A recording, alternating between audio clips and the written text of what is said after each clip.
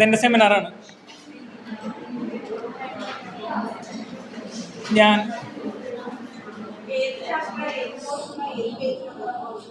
ഇത് സ്ത്രീകൾ അനുഭവിക്കുന്ന ബുദ്ധിമുട്ടുകൾ ശരിക്കും എല്ലാ ജെൻഡറിൻ്റെയും ഡിസ്കസ് ചെയ്യേണ്ടതാണ്. പക്ഷെ ഞാൻ സ്ത്രീകളുടെ മാത്രമേ എടുത്തിട്ടുള്ളൂ. എല്ലാ ജെൻഡറും എടുക്കുകയാണെന്നുണ്ടെങ്കിൽ രാവിലെ തൊട്ട് വൈകുന്നേരം വരെ സംസാരിച്ചാൽ തീരില്ല. ഇത് ശരിക്കും ഇതിനൊരു സെക്കൻഡ് പാർട്ട് ഉണ്ടെങ്കിൽ LGBT, തേർഡ് പാർട്ട് ഉണ്ടെങ്കിൽ ജെൻസ്, പുരുഷന്മാർ അല്ലെങ്കിൽ ഞങ്ങൾ അനുഭവിക്കുന്ന ബുദ്ധിമുട്ടുകൾ ആക്ച്വലി ഡിസ്കസ് ചെയ്യാവുന്നതാണ്.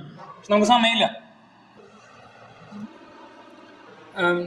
ഈ കാണുന്നത് ആക്ച്വലി നീതി ദേവതയാണ് കേട്ടോ. നിങ്ങൾ ഈ സിനിമയിലൊക്കെ കോടതി കാണുകയാണെന്നുണ്ടെങ്കിൽ ഒന്നുമില്ല, തൂക്കി നോക്കുമ്പോൾ അതിൽ വേറെ ഒന്നും നോക്കാൻ പാടില്ല, തൂക്കം മാത്രമേ നോക്കാൻ പാടുള്ളൂ എന്നുള്ളതാണ് അതിൻ്റെ ഒരു ബേസിക് ഐഡിയ.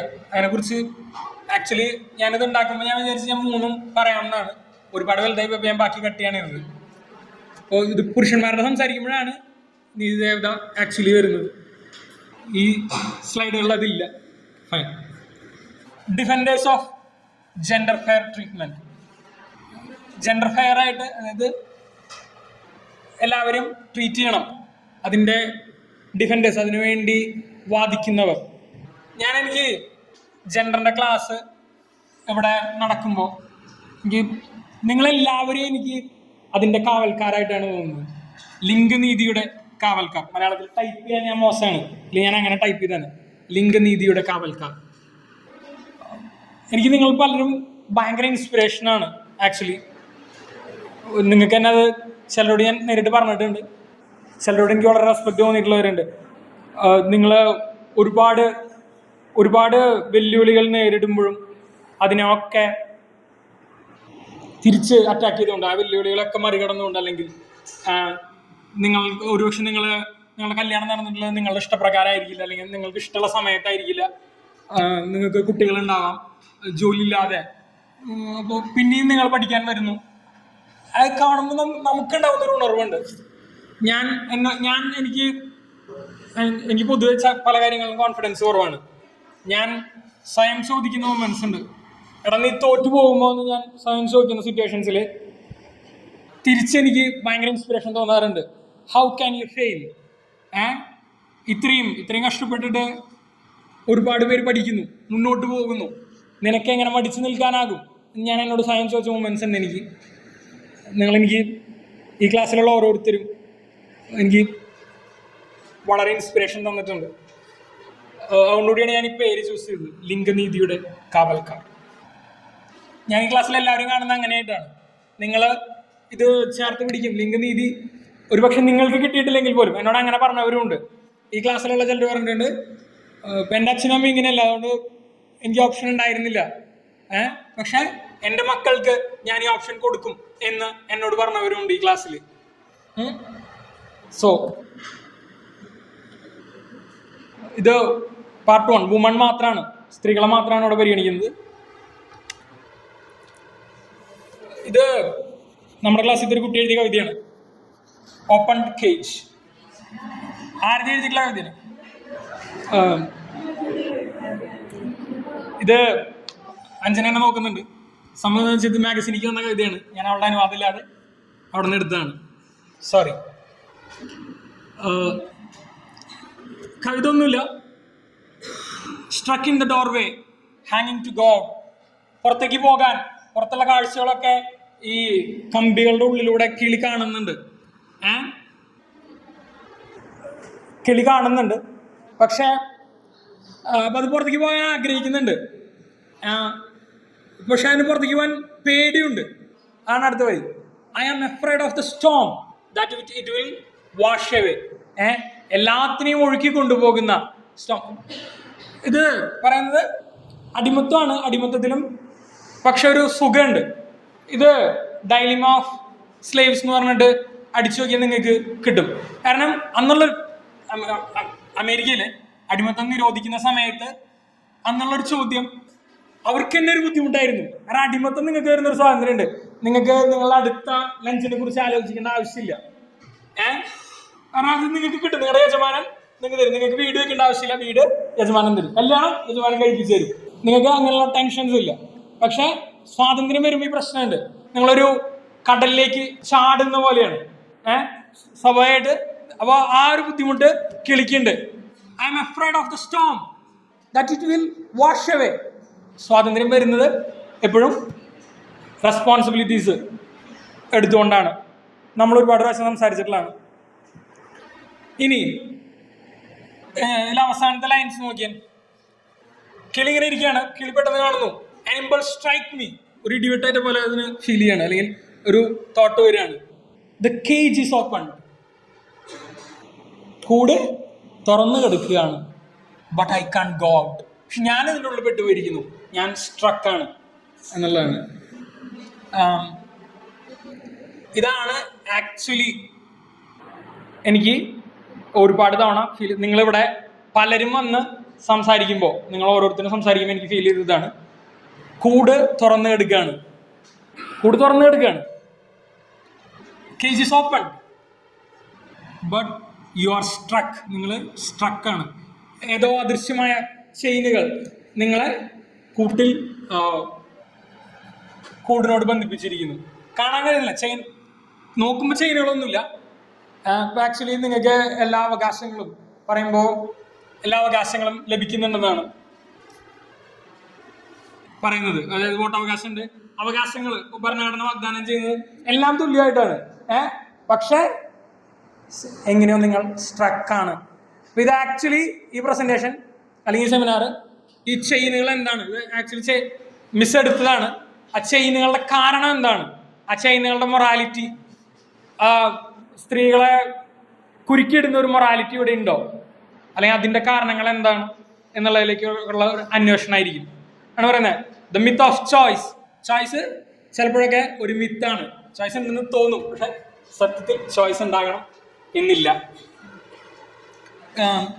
പിന്നെ ഈ മൊറാലിറ്റിനെ കുറിച്ച് സംസാരിക്കുമ്പോൾ മൊറാലിറ്റി അങ്ങനെ വന്നു, അല്ലെങ്കിൽ അതിനിപ്പോഴും ക്യാരി ചെയ്യുന്ന സാധനങ്ങളെ കുറിച്ച് സംസാരിക്കേണ്ടി വരും. So don't be hurt. ആരും പേഴ്സണലായിട്ട് കാണരുത്, വൈകാരികമായിട്ട് എടുക്കരുത്, തലച്ചോറ് കൊണ്ട് സംവദിക്കുക. ഇത് വെച്ച് മാത്രം ചെയ്യാം. നിങ്ങൾക്ക് വൈകാരികമായിട്ട് തോന്നാവുന്ന കാര്യങ്ങൾ പറയുമായിരിക്കും, പക്ഷെ അങ്ങനെ കാണാതിരിക്കുക. ഇനി ചോയ്സും ഓപ്ഷനും തമ്മിൽ എന്തെങ്കിലും വ്യത്യാസം ഉണ്ടോ എന്നുള്ളതാണ് ചോദ്യം. എൻ്റെ ക്ലാസ്സിൽ ഞാൻ മുന്നിപ്പോഴല്ല, ഒരു കുട്ടിയോട് സംസാരിക്കേണ്ടായി. ആ കുട്ടി, അപ്പോൾ ഞാൻ ചോദിച്ചു, എനിക്ക് ഇവളുടെ ഫോണിൽ ഒരു ഫോട്ടോ കാണിച്ചു തന്നു. ഇവിടെ തട്ടിടാണ്ടുള്ള ഒരു ഫോട്ടോ ആണ്. ഞാൻ പറഞ്ഞു, യു ലുക്ക് ഗ്രേറ്റ്. എനിക്ക് തട്ടില്ലാണ്ടാണ് ഭംഗി. അപ്പം അവള് പറഞ്ഞു, ഞാൻ ചോദിച്ചു, ഞാൻ സ്വാഭാവികമായിട്ട് ചോദിച്ചു, നമുക്ക് തട്ടം ഇടാണ്ട് വന്നൂടെ? എനിക്ക് ഫോട്ടോ കാണിച്ചു തന്നു. ഞാൻ ചോദിച്ചു, തട്ടിടാണ്ട് വന്നൂടെ എന്ന് ചോദിച്ചു. അപ്പോൾ അവൾ എൻ്റെ അടുത്തൊരു മറുപടി പറഞ്ഞു. എനിക്ക് ശരിക്കും അവള് വളരെ മൈൽഡായിട്ടുള്ള മറുപടിയാണ്, പക്ഷെ അതിൽ ഒരുപാട് കാര്യങ്ങൾ പറയുന്നുണ്ട് നല്ലതാണ്. നീ സ്വതന്ത്ര ചിന്തകനാണ്, ഞാൻ അത്ര സ്വതന്ത്രമല്ല എന്നാണ് പറഞ്ഞത്. Okay, fine. ഇത് ആ കുട്ടി ഉപയോഗിച്ചിരുന്ന ഒരു പ്രൊഫൈൽ പിക്കാണ്. ആ കുട്ടി എപ്പോഴും ഉപയോഗിച്ചിരുന്ന ഒരു പ്രൊഫൈൽ പിക്കാണിത്.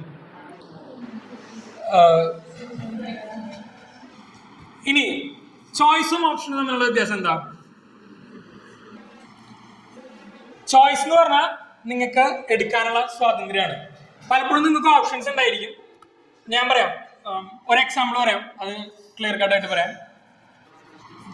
നിങ്ങൾ ഒരു ഷിപ്പിൽ പോവാണ്. ഷിപ്പിൻ്റെ മുകൾ തട്ടിൽ നിങ്ങൾ നിൽക്കുന്നു.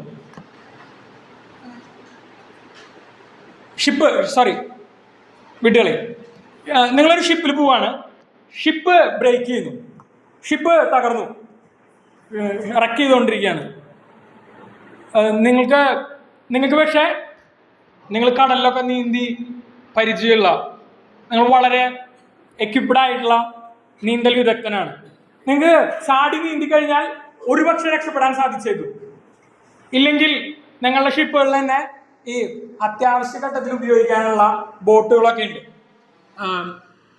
ആ ബോട്ടുകൾ ഇറക്കിയിട്ട് അതിൽ രക്ഷപ്പെടാൻ പറ്റും. ഇനി ഷിപ്പ് തകരുന്നത് റിപ്പോർട്ട് ചെയ്തിട്ടുണ്ട്. അവിടുന്ന് ഹെലികോപ്റ്റർ വരുന്നുണ്ട്. നിങ്ങൾക്ക് ഹെലികോപ്റ്ററിൽ കയറി പോകാൻ പറ്റും.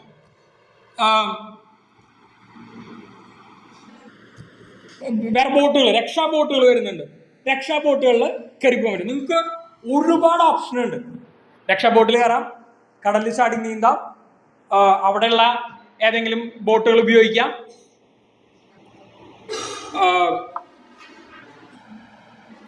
അതുപോലെ ഒരുപാട് ഓപ്ഷൻസ് ഉണ്ട്.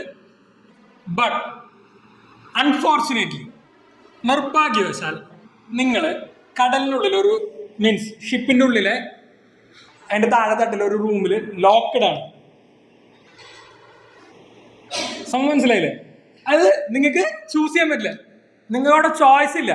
നിങ്ങൾക്ക് ഒരുപാട് ഓപ്ഷൻസ് ഉണ്ട്. ഇതാണ് ഒരവസ്ഥ. ഇനി ഞാൻ തിരിച്ചു സംഭവിക്കാം. നിങ്ങൾക്ക് ചോയ്സ് ഉണ്ടാവും. നിങ്ങൾ ഷിപ്പിൻ്റെ മുകളിൽ നിൽക്കായിരിക്കും. പക്ഷെ നിങ്ങൾക്ക് നീന്താൻ അറിയില്ല.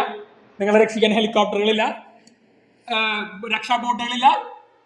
നിങ്ങൾ ഷിപ്പിന് മുകളിൽ നിൽക്കുകയാണ്. അവിടുത്തെ ഇഷ്യൂ എന്താണെന്ന് വെച്ചാൽ നിങ്ങൾക്ക് ചോയ്സ് ഉണ്ട്, പക്ഷെ ഓപ്ഷൻ ഇല്ല. ഇത് രണ്ടും ഉണ്ടെങ്കിലേ അത് സ്വാതന്ത്ര്യം ആവുന്നുള്ളൂ എന്നാണ് പറയുന്നത്. നിങ്ങൾക്ക് ഓപ്ഷൻസ് ഉണ്ടായിരിക്കണം, ഓപ്ഷൻസിനെ കുറിച്ച് ധാരണ ഉണ്ടായിരിക്കണം, നിങ്ങൾക്ക് അത് ചൂസ് ചെയ്യാനുള്ള ചോയ്സ് അവിടെ ഉണ്ടായിരിക്കണം. ഇത് രണ്ടും ഉണ്ടാകണമെന്നാണ് പറയുന്നത്. ചോദ്യം ഇതാണ്: തട്ടം ഒരു ചോയ്സാണ്. തട്ടം ഒരു ചോയ്സ് ആണെന്നാണ് പലപ്പോഴും നമ്മൾ കേൾക്കുന്ന. എഫ് ബിയിലൊക്കെ അങ്ങനെയുള്ള ആർഗ്യുമെന്റ് സ്ഥിരം. നമ്മളെന്തെങ്കിലും പറയണേ, പെൺകുട്ടികൾ തന്നെ ഒന്ന് കമന്റ് ചെയ്യും, ഇറ്റ്സ് മൈ ചോയ്സ്, അതെൻ്റെ ചോയ്സാണ്, ഞാൻ തിരഞ്ഞെടുത്തതാണെന്ന് പറയും. എൻ്റെ അഭിപ്രായത്തിൽ ഓഫ് കോഴ്സ് അല്ല, തട്ട ഒരു ചോയ്സ് അല്ല. ഒരു ശിരോവസ്ത്രം അതൊരു ചോയ്സാണ്. നിങ്ങൾക്ക് വേണമെങ്കിൽ ഒരു തൊപ്പി വയ്ക്കാം, അല്ലെങ്കിൽ ഒരു പാള, അല്ലെങ്കിൽ ഒരു വിവിധ ടൈപ്പ് ഹാറ്റുകൾ, അല്ലെങ്കിൽ ഇതൊന്നും ഇല്ലാണ്ടും ഇരിക്കാം. അങ്ങനെ കുറേ ഓപ്ഷൻസ് ഉണ്ട്. പക്ഷെ തട്ടം എന്നുള്ളത് നിങ്ങൾ എടുക്കുന്ന ഒരു തീരുമാനമല്ല, നിങ്ങൾ എടുത്തിട്ടുള്ള ചോയ്സ് അല്ല. അത് ആക്ച്വലി നിങ്ങൾക്ക് നിങ്ങളുടെ മതം കൊണ്ടുവന്ന് തരുന്ന ഒരു സാധനമാണ്. മതം തരുന്നതാണത്.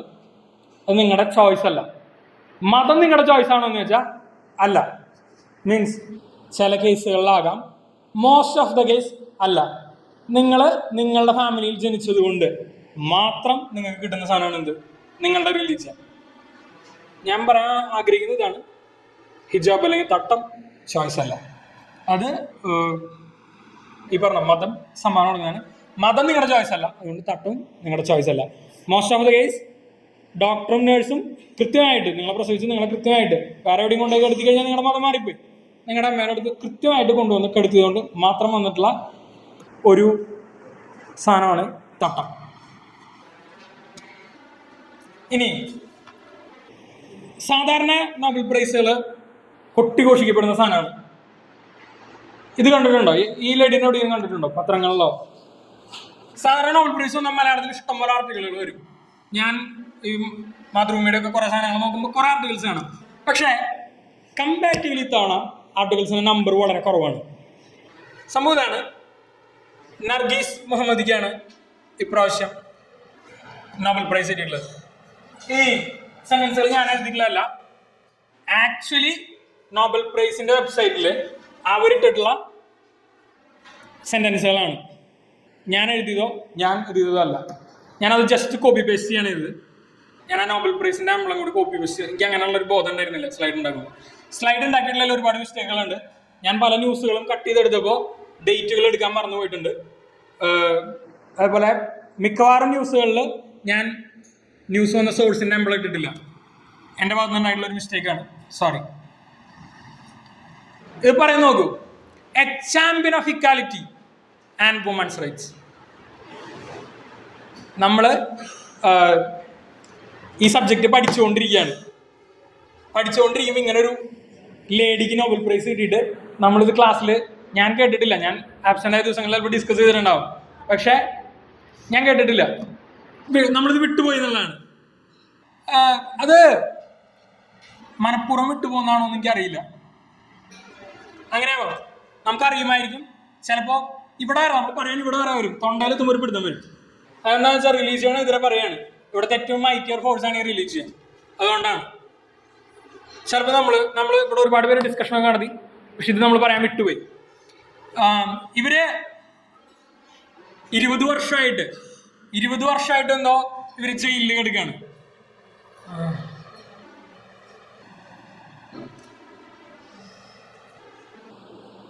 ഒരു ഫൈറ്റ് ചെയ്തുകൊണ്ടിരിക്കുകയാണ്.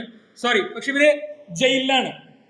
ഇപ്പോ ഇറാനിൽ നടക്കുന്ന പ്രക്ഷോഭങ്ങള് ഒരാഴ്ച മുമ്പാണ് ഇറാനിലെ ഇലക്ഷൻ കഴിഞ്ഞത്. നിങ്ങൾ ന്യൂസുകളിൽ കണ്ടിട്ടുണ്ടാവും. പോളിംഗ് വളരെ കുറവാണ്, വളരെ കുറവാണ് പോളിംഗ്. ആർക്കും വോട്ട് ചെയ്യാൻ താല്പര്യമില്ല. കാരണം റിസൾട്ട് എല്ലാവർക്കും അറിയാം എങ്ങനെയാണ്. ഇറാനിലുള്ളത് ആക്ച്വലി ഒരു റിലീജിയസ് ഭരണകൂടമാണ്, ഒരു റിലീജിയസ് തിയോക്രസിയാണ്. ഇവരത് എഴുതിയിട്ടുണ്ട്. Symbol of freedom and standard bearer in the struggle against Iranian theocracy. Theocracy എന്ന് പറഞ്ഞാൽ സാധാരണ ദൈവത്തിന്റെ ഭരണം എന്നാണ് അർത്ഥം, പക്ഷെ ഇവിടെ അർത്ഥമാക്കുന്നത് റിലീജിയസ് ഭരണമാണ്. ശരിയ വെച്ചിട്ടുള്ള, അതായത് ഇസ്ലാമിക നിയമങ്ങൾ വെച്ചിട്ടുള്ള ഭരണമാണ്. ഇറാനിലുള്ള പ്രൊട്ടസ്റ്റ് എങ്ങനെയുണ്ടായത്? ഇവർ 13 തവണ അറസ്റ്റ് ചെയ്യപ്പെട്ടു. 31 വർഷം ജയിലിൽ കിടക്കാനും 154 ചാട്ടവാറടിക്കും ആണ് ഇവർക്ക് കിട്ടിയിട്ടുള്ള വിധി. ഇവരെ നോബൽ പ്രൈസ് വാങ്ങാൻ ഇവരെ വിട്ടില്ല എന്നുള്ളതാണ്. ഇപ്പോൾ ഫെബ്രുവരി 29 ന്യൂസിലാന്ന് തോന്നുന്നു ഒരു ഇത് പറയുന്നുണ്ടായി. ഒരു അച്ഛൻ മരിച്ചു, ഫ്യൂണറലിൽ പങ്കെടുക്കാൻ പോലെ അവർ വിട്ടില്ല. Still in the prison. പക്ഷെ വളരെ ഫൈറ്റ് ചെയ്യുന്ന, ജയിലിൽ കിടന്നിട്ട് ഇവർ മോട്ടിവേറ്റ് ചെയ്യാണ്, അല്ലെങ്കിൽ ജയിലിൽ കിടക്കുന്ന ഒരു പ്രചോദനമാണെന്നുള്ളതാണ് ഇറാനിലെ സ്ത്രീകൾക്ക്. ഇറാനിലെ അവസ്ഥ നിങ്ങൾക്കറിയാം. ഈ ലേഡി മഹസാമീനി, ഇവര് 2022 23 അവർക്ക് നോബൽ പ്രൈസ് കിട്ടിയത്. 2022 ഈ ലേഡി വേണ്ടത്ര തട്ടം ഉപയോഗിച്ചില്ല, അല്ലെങ്കിൽ ഫുള്ളായിട്ട് കവർ ചെയ്തിട്ടുണ്ട്, ഫുള്ളായിട്ട് കവർ ചെയ്തില്ല എന്ന് പറഞ്ഞിട്ട് ഇവർ അറസ്റ്റ് ചെയ്തിട്ട് ഇവർ കൊല്ലപ്പെട്ട് കഴിയുമ്പോൾ പറയുന്നത് പ്രീ മെഡിക്കൽ അറസ്റ്റ് ചെയ്യുന്നത് ശരിക്കുള്ള പോലീസല്ല, അവിടെ ഒരു മത പോലീസ് ഉണ്ട്, ഒരു റിലീജിയസ് പോലീസ് വിങ്ങുണ്ട്, അവരാണ് അറസ്റ്റ് ചെയ്യുന്നത്. എന്നിട്ട് ഇവര് കൊല്ലപ്പെടുന്നു. മീൻസ് അറസ്റ്റിലിരിക്കെ കൊല്ലപ്പെട്ട് കഴിഞ്ഞിട്ട് ചോദ്യം പറയുന്നത് പ്രീ മെഡിക്കൽ റീസൺസ്, മുന്നേ ഉള്ള മെഡിക്കൽ കാരണങ്ങൾ കൊണ്ടാണ് ഇവർ മരിച്ചതെന്നാണ് പറയുന്നത്. പക്ഷേ യുഎൻ്റെ ഹ്യൂമൻ റൈറ്റ്സ് എക്സ്പേർട്ട് ഇവരെ പരിശോധിക്കുന്നു. എന്നിട്ട് പറയുന്നു ഇവരെ മരിച്ചത് അടി കൊണ്ടിട്ടാണ്, അതിന് തെളിവുകളുണ്ടെന്ന് പുറത്തു വന്ന് പറയുകയാണ് ചെയ്യുന്നത്. ഇതിനുശേഷം ഇറാനിലെ സ്ത്രീകള് അതുവരെ നിശബ്ദരായിരുന്ന ഇറാനിലെ സ്ത്രീകള് പുറത്തു വരാൻ തുടങ്ങുന്നു. അവിടുത്തെ യങ് ആയിട്ടുള്ള എൻ്റെ ഏജിലുള്ള പിള്ളേര് ഇവരെ സപ്പോർട്ട് ചെയ്യുന്നുണ്ട്. മീൻസ് പുരുഷന്മാരെ സപ്പോർട്ട് ചെയ്യുന്നുണ്ട്. അങ്ങനെയുള്ളവരും കൊല്ലപ്പെട്ടിട്ടുണ്ട്. ഇറാനില് ഒരുപാട് പേര് ഉപേക്ഷിച്ച് നടക്കാൻ തയ്യാറാവുന്നു. ഇവർക്ക് പലർക്കും ശിക്ഷ കിട്ടുന്നുണ്ട്. ഇവരുടെ തുടങ്ങുന്നത് ഇവരുടെ ഫ്യൂണറൽ നടക്കുന്ന സ്ഥലത്ത് നിന്നാണ് ഈ പ്രൊട്ടസ്റ്റുകൾ തുടങ്ങുന്നത്. ഇപ്പോഴും ഇറാനിൽ എങ്ങനെയാണ്, എലക്ഷൻ നടക്കുന്നതിന് ഒരു ദിവസം മുമ്പ് 3 പെൺകുട്ടികളെ, ഈ 3 പെൺകുട്ടികളിൽ പലർക്കും ശിക്ഷ ലഭിച്ചിട്ടുള്ളതാണ്, ഓൾറെഡി ജയിലിൽ പോയിട്ടുള്ളവരാണ്. അവര് പിന്നെയും തട്ടടാതെ ഫോട്ടോസ് പോസ്റ്റ് ചെയ്യുന്നുണ്ട്. തട്ടടാതെ പോസ്റ്റ് ചെയ്യുന്നു പറയുമ്പോഴും നിങ്ങൾക്ക് അവരുടെ ഫേസുകൾ കാണാൻ കഴിയില്ല. ഫേസ് ഒക്കെ മീൻസ് ശിക്ഷ കിട്ടുന്നതാണ്, ആർക്കായാലും പേടിയുണ്ടാവും. സ്വാഭാവികമായിട്ട് അവര് അതിനെതിരെ ഫോട്ടോസ് പോസ്റ്റ് ചെയ്യുന്നുണ്ടായി. അവര് ഒരു രഹസ്യമായിട്ടുള്ള ഏതോ ആപ്പുകൾ ഉപയോഗിച്ചിട്ട് BBC പ്രവർത്തകരോടൊക്കെ സംസാരിക്കുന്ന അങ്ങനെയുള്ള ന്യൂസുകളുണ്ട്. കാരണം നേരിട്ട് സ്കൈപ്പിലൊന്നും വിളിക്കാൻ പറ്റില്ല, കാരണം ഞങ്ങൾ IP അഡ്രസ് വെച്ച് ലൊക്കേറ്റ് ചെയ്ത് കളയും. സ്വാഭാവികമായിട്ട് പ്രത്യേക ആപ്പുകളൊക്കെ വെച്ചിട്ടാണ് ഇവർ കമ്മ്യൂണിക്കേറ്റ് ചെയ്യുന്നത്. ഇതും ശരിക്കും ജെൻഡർ ഡിസ്കസ് ചെയ്യുമ്പോൾ ക്ലാസ്സിൽ പറയേണ്ടിയിരുന്ന കാര്യങ്ങളാണ് ഇതൊക്കെ. ജസ്റ്റ് പറയുന്നു എന്ന് നോക്കാം. ഇനി ഇത് ഇറാൻ പ്രൊട്ടസ്റ്റില് കൊല്ലപ്പെട്ട ആൾക്കാരാണ്. ഏതാണ്ട് 500-ലധികം ആളുകളെ കൊല്ലപ്പെട്ടു എന്നാണ് കണക്ക്. 20,000-ലധികം ആളുകളെ അറസ്റ്റ് ചെയ്തു. ഞാൻ ഈ ന്യൂസ് എടുത്തത് സെപ്റ്റംബറിലാന്ന് തോന്നുന്നു. സെപ്റ്റംബർ ഇത് ന്യൂസാണെന്ന് തോന്നുന്നു. ഞാൻ ഡേറ്റ് മറന്നുപോയതാണ്, സോറി, ഡേറ്റ് ഇട്ടിട്ടില്ല. ഇപ്പൊ ഇതിൽ തന്നെ ഈ കാണുന്ന ഞാൻ പറഞ്ഞത് ഞങ്ങളുടെ പിള്ളേരാണ്. സിസ്റ്റൻ ബലൂചിസ്ഥാനിൽ മരിച്ചിട്ടുള്ള പിള്ളേരാണ്. ഇനി ഇതിൽ തന്നെ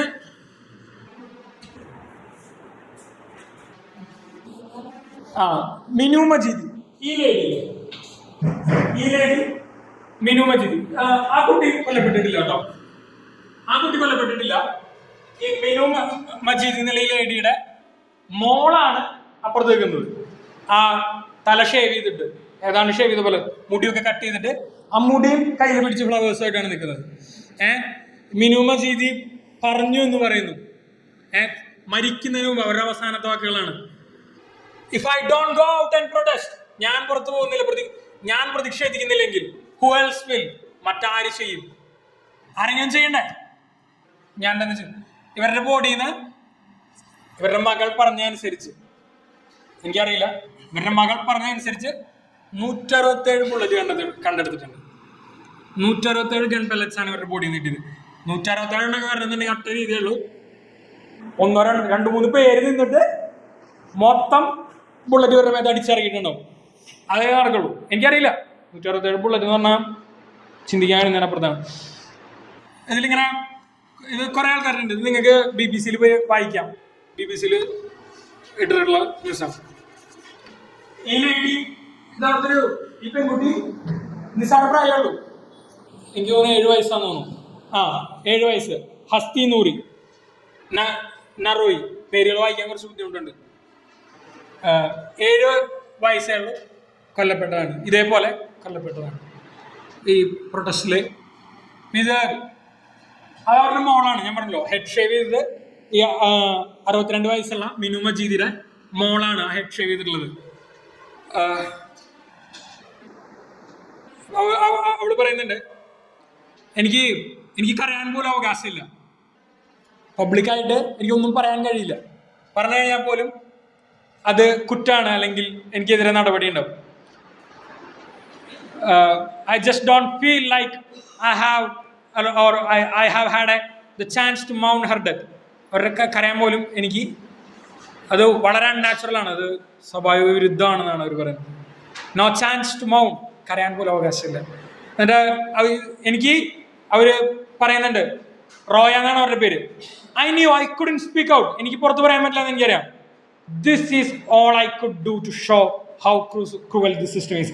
ഈ ഇവിടുത്തെ നശിച്ച സിസ്റ്റം എന്ന് ഉദ്ദേശിക്കുന്നത് ഭരണകൂടത്തേരി എത്ര മോശമാണ്, എത്ര ക്രൂരമാണെന്ന് കാണിക്കാൻ എനിക്കിത് മാത്രമാണ് ചെയ്യാൻ കഴിയുന്നത് പറഞ്ഞിട്ടാണ് ഇത് ഹെഡ് ഷേവ് ചെയ്തിട്ട് ആ കയ്യിൽ മുടിയാണുള്ളത്, മറ്റേ കയ്യിൽ ഫ്ലവേഴ്സാണുള്ളത്. അവർ വന്ന് പറഞ്ഞാണ്. അവർ പറയുന്നുണ്ട്, എനിക്ക് കൂടുതൽ പ്രതീക്ഷകളൊന്നുമില്ല, പക്ഷെ ഈ മരിച്ചവരുടെ ആരുടെയും മരണം വെറുതെ ആകരുത്. ഒരു നാൾ എന്താണെന്നറിയില്ല, ഒരിക്കൽ ഇറാനിയൻ ജനത അവരർഹിക്കുന്ന ആ നോർമൽ ലൈഫ് അവർക്ക് കിട്ടും. സ്വാതന്ത്ര്യം എന്നാണ് ഉദ്ദേശിക്കുന്നത്, കിട്ടും എന്നെനിക്ക് തോന്നുന്നു. നിങ്ങൾ ചെക്ക് ചെയ്താൽ മതി. 500-ലധികം ആളുകൾ കൊല്ലപ്പെട്ടിട്ടുണ്ട്, 20,000-ലധികം ആളുകൾ അറസ്റ്റ് ചെയ്യപ്പെട്ടിട്ടുണ്ട്. ഇത് ഞാൻ പറഞ്ഞ കഴിഞ്ഞ ദിവസമുള്ള ഞാൻ പറഞ്ഞില്ലേ 3 പിള്ളേര് ഫോട്ടോ പോസ്റ്റ് ചെയ്തിട്ടുണ്ടായിരുന്നു. അതിലൊരു പെൺകുട്ടിയാണത്. അവർ പറയുന്ന ഇതിലെഴുതിയിരിക്കുന്ന ആസാദ്, ഡോണ്യ, ബഹ്റ എന്നൊക്കെയാണ്. പക്ഷെ ഈ പേരുകളൊക്കെ ചേഞ്ച്ഡാണ്. കാരണം എന്താണെന്ന് വെച്ചാൽ ഇവരുടെ തന്നെ സേഫ്റ്റിക്ക് വേണ്ടിയിട്ട് ന്യൂസ് പ്രസിദ്ധീകരിക്കുമ്പോൾ പേര് മാറ്റിയിട്ടാണ് കൊടുക്കുക. ഇതിൽ തന്നെ എഴുതിയിട്ടുണ്ട്, ജസ്റ്റ് വേണമെങ്കിൽ വായിച്ചേക്കുക. 74 ചാട്ടവാറടിയൊക്കെ മുന്നിൽ കിട്ടിയിട്ടുള്ളതാണ്. അതിൽ പലരും അവർ പറയുന്നുണ്ട്, എനിക്ക് ജയില് ഒന്നും തോന്നില്ല, ജയില് ഞങ്ങളെ പേടിപ്പിക്കാനുള്ളതാണ്, ഞങ്ങളെ കൊണ്ടുപോയിട്ട് ജയിലുകൾ നിറഞ്ഞിരിക്കുകയാണ്. എനിക്ക് പേടി, എനിക്കൊന്നും തോന്നുന്നില്ല ജയിലിൽ പോകുന്നതിനെ കുറിച്ചൊന്നും. വളരെ ഒരു എന്താ പറയാ, ഡെസ്പറേറ്റ് എന്നൊക്കെ പറയില്ലേ, അവര് പാസ് ചെയ്യുന്നത് ഭയങ്കരമാണ്. ഇനി ഇതും റീസെന്റ് ന്യൂസാണ്. മാർച്ച് 6 വന്നിട്ടുള്ള ന്യൂസാണിത്. Iran executions rise sharply to 834 last year. ഇവരുടെ എക്സിക്യൂഷൻ റേറ്റ്, ഒരു വധശിക്ഷയ്ക്ക് വിധിച്ചിട്ട് വധശിക്ഷ നടപ്പാക്കില്ലേ, അതിന്റെ റേറ്റ്, എക്സിക്യൂഷൻ റേറ്റ് വളരെ അധികം ഉയർന്നിട്ടുണ്ട്. അപ്പോൾ അതിന് പറയുന്നത് ഇത് സൊസൈറ്റിക്ക് ഭീതി കൊടുക്കാൻ വേണ്ടിയിട്ട് ചെയ്യുന്നതാണെന്നാണ്. അതായത് ഈ പ്രൊട്ടസ്റ്റേഴ്സിനെയാണ് കൊല്ലുന്നത്, ഇത് ഞങ്ങളെ പേടിപ്പിക്കാൻ വേണ്ടി ചെയ്യുന്നതാണെന്നാണ് അവർ പറയുന്നത്. ആരോപണം ശരിയാണെന്നില്ല, അറിയില്ല, ഞാൻ ന്യൂസ് എടുത്തിട്ടേ ഉള്ളൂ. ഇനി തട്ടം അല്ലെങ്കിൽ എവിടുന്നാണ് ഈ മൊറാലിറ്റി വരുന്നത് എന്നുള്ളതാണ്.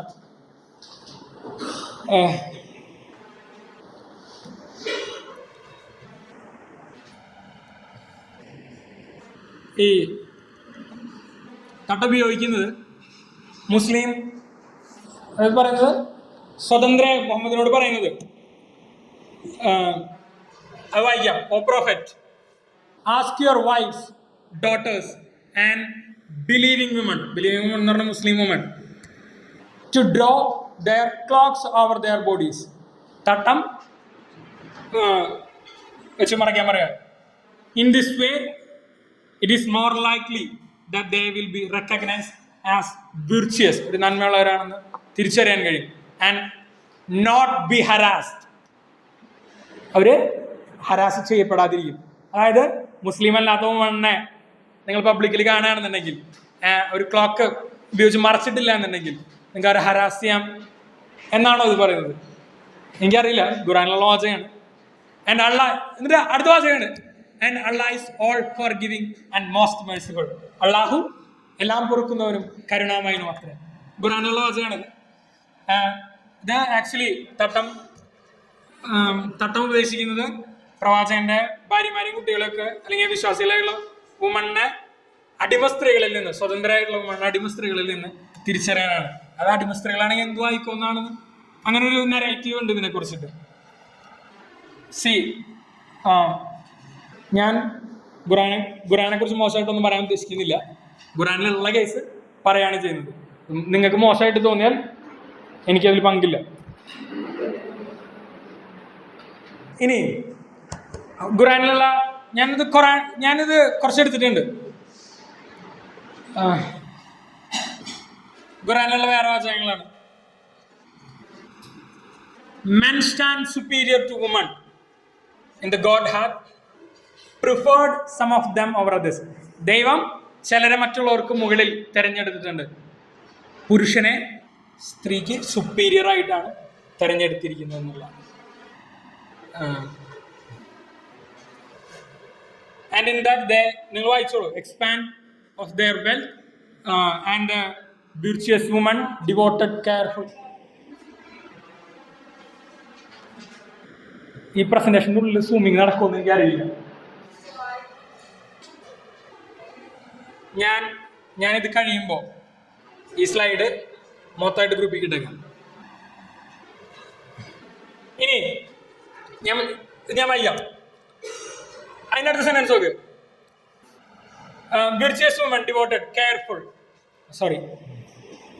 and in that they expand of their wealth, and the virtuous woman devoted, careful, in their husband's absence, as God has cared for them. സ്ത്രീകൾ എങ്ങനെയാണ് അവരുടെ ഹസ്ബൻഡിന്റെ ആബ്സെൻസിൽ, അഭാവത്തിൽ വിർച്വസ് ആയിരിക്കണം. അത് വേറെ ഇതിനൊന്നും പോരുന്നതാണ് ഉദ്ദേശിക്കുന്നത്. വേറെ മറ്റുള്ളവരെ നോക്കരുത്, മറ്റുള്ളവർ ഇത് ചേരുന്നതാണ് ഉദ്ദേശിക്കുന്നത്. ഇനി അടുത്ത വാചകമാണ് എനിക്ക് കുറച്ച് ബുദ്ധിമുട്ടുണ്ടാക്കുന്നത്. But those who perverseness ye fear admonish them, അവരെ ശകാരിക്കുക. അഡ്മോണിഷ് എന്ന് പറഞ്ഞാൽ ത്രട്ടൻ ചെയ്യുക, വാണിംഗ് ചെയ്യുക എന്നൊക്കെയാണ് അതിൻ്റെ മീനിങ് തോന്നുന്നു. And remove them into bed chambers and beat them. സ്ത്രീകളെ ഭാര്യമാരെ അടിക്കാനുള്ള അവകാശം ഏതാണ്ട് എഴുതി കൊടുക്കുന്ന പോലെയാണ് ഈ വരികൾ. But if they submit to U.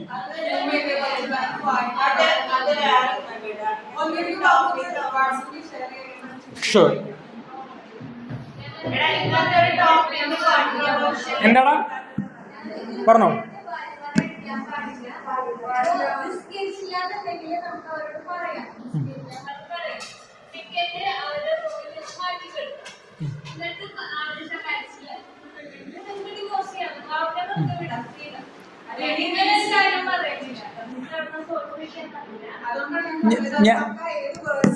ഞാനിത് എടുത്തിട്ടുള്ളത് sunna.com എന്നാണ്. ചെക്ക് ചെയ്യാം. ഒരു ഖുറാന്റെ ഒക്കെ തന്നെ ഞാൻ അത് ഗ്രൂപ്പിലിടാം. ഖുറാൻ 430 ചെക്ക് ചെയ്തോളൂ. ഞാൻ പറയുന്നത് വിശ്വസിക്കണമെന്ന് ഇല്ല, സ്വന്തമായിട്ട് ചെക്ക് ചെയ്യുക, പിന്നെ വൈകാരികമായിട്ട് കാണാതിരിക്കുക.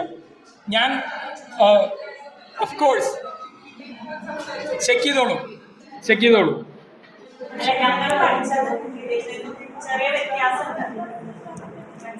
ഓക്കെ ഫൈൻ, ചെക്ക് ചെയ്തോളൂ. ഞാൻ ഇത്ര പറയുന്നുള്ളൂ. ഇനി താഴെയുള്ളത് ടെസ്റ്റിഫൈ ചെയ്യുന്നതിനെ കുറിച്ചിട്ടാണ്. ഏറ്റവും താഴെയുള്ളത്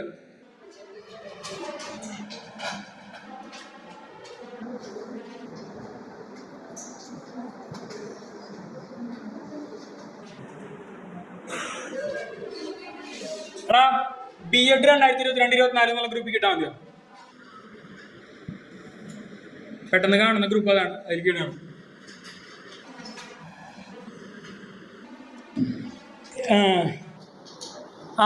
താഴെയുള്ളത് ടെസ്റ്റിഫൈ ചെയ്യുന്നതിനെ കുറിച്ചിട്ടാണ്. ഒന്നില്ലെങ്കിൽ ടെസ്റ്റിഫൈ ചെയ്യുമ്പോൾ 2 പുരുഷന്മാർ വേണമെന്നാണ് പറയുന്നത്. 2 പുരുഷന്മാരുടെ അഭാവം ഉണ്ടെന്നുണ്ടെങ്കിൽ ഒരു പുരുഷനും 2 സ്ത്രീകൾ, അതായത് ഒരു പുരുഷന് പകരം 2 സ്ത്രീകൾ വേണമെന്നാണ് പറയുന്നത്. ഇത് പലപ്പോഴും പുരുഷന്റെ പകുതി വിലയെ സ്ത്രീകൾക്ക് കൊടുക്കുന്നുള്ളൂ എന്ന് ഒരു നരേറ്റീവ് ഉണ്ട്. ഞാൻ ഖുറാനെതിരെ ഒന്നും പറയുന്നില്ല. ഇനി അടിക്കാൻ പറഞ്ഞിട്ടില്ല, പുരുഷൻ സുപ്പീരിയർ ആണെന്ന് മാത്രമാണ് പറഞ്ഞിട്ടുള്ളത് എന്നുണ്ടെങ്കിൽ പോലും ഞാൻ പറയുന്നത് ഇങ്ങനെ എഴുതിയിരിക്കുന്ന ഒരു പുസ്തകം മോശമാണ്. ഖുറാനെ കുറിച്ച് ഞാൻ ഒന്നും പറയുന്നില്ല. എൻ്റെ ഖുറാനെ കുറിച്ചുള്ള അഭിപ്രായം അവിടെ എഴുതിയിട്ടുണ്ട്. The holy Quran is progressive. Quran വളരെ പ്രോഗ്രസീവ് ആണ്, വെരി പ്രോഗ്രസീവ് ഇൻവേർട്ട് കോമ. ഇനി ഒരെണ്ണം പറഞ്ഞു കഴിഞ്ഞാൽ സ്വാഭാവികമായിട്ട് ചോദ്യം വരും, നീ ഞങ്ങളെ മാത്രം പറഞ്ഞു എന്ന് വരും. അതുകൊണ്ട് ഞാൻ ബാക്കിയുള്ളതും കൂടി അടിച്ചതാണ്.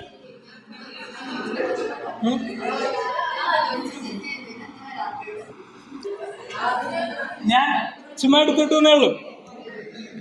ഇത് ശരിക്കും പറയുകയാണെങ്കിൽ ഇങ്ങനത്തെ ലിറ്ററേച്ചർ കയ്യിൽ ഫോണുണ്ട്, നെറ്റ് ഉണ്ട്.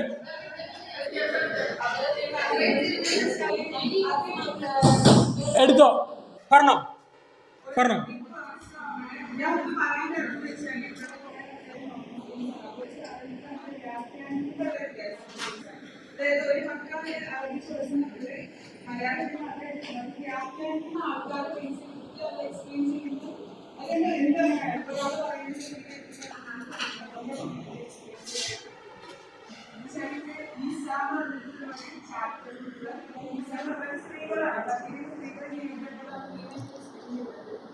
Men are the protectors and maintainers of women because Allah has given them one more strength, physical strength than other, and because they support them from their needs.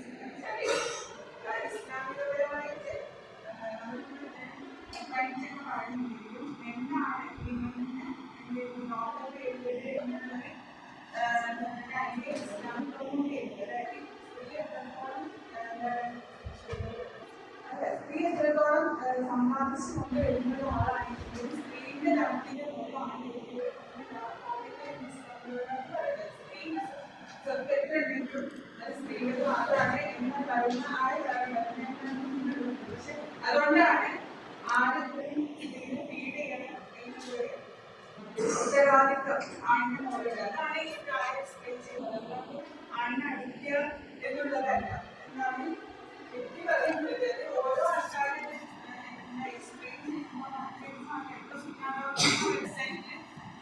Experience ചെയ്യുന്ന ആൾക്കാര്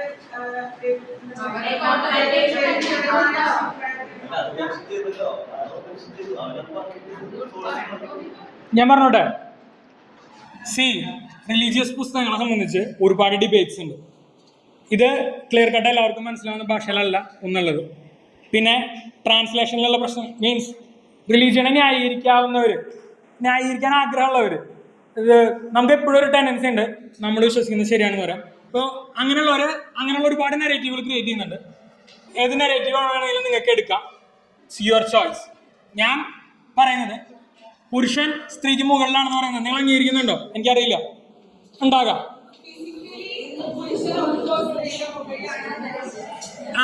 physically നമുക്ക് power ഉണ്ട്, means അത് ഞാൻ അംഗീകരിക്കുന്നു, strength ഉണ്ട്, അത്രേ ഉള്ളൂ. പക്ഷേ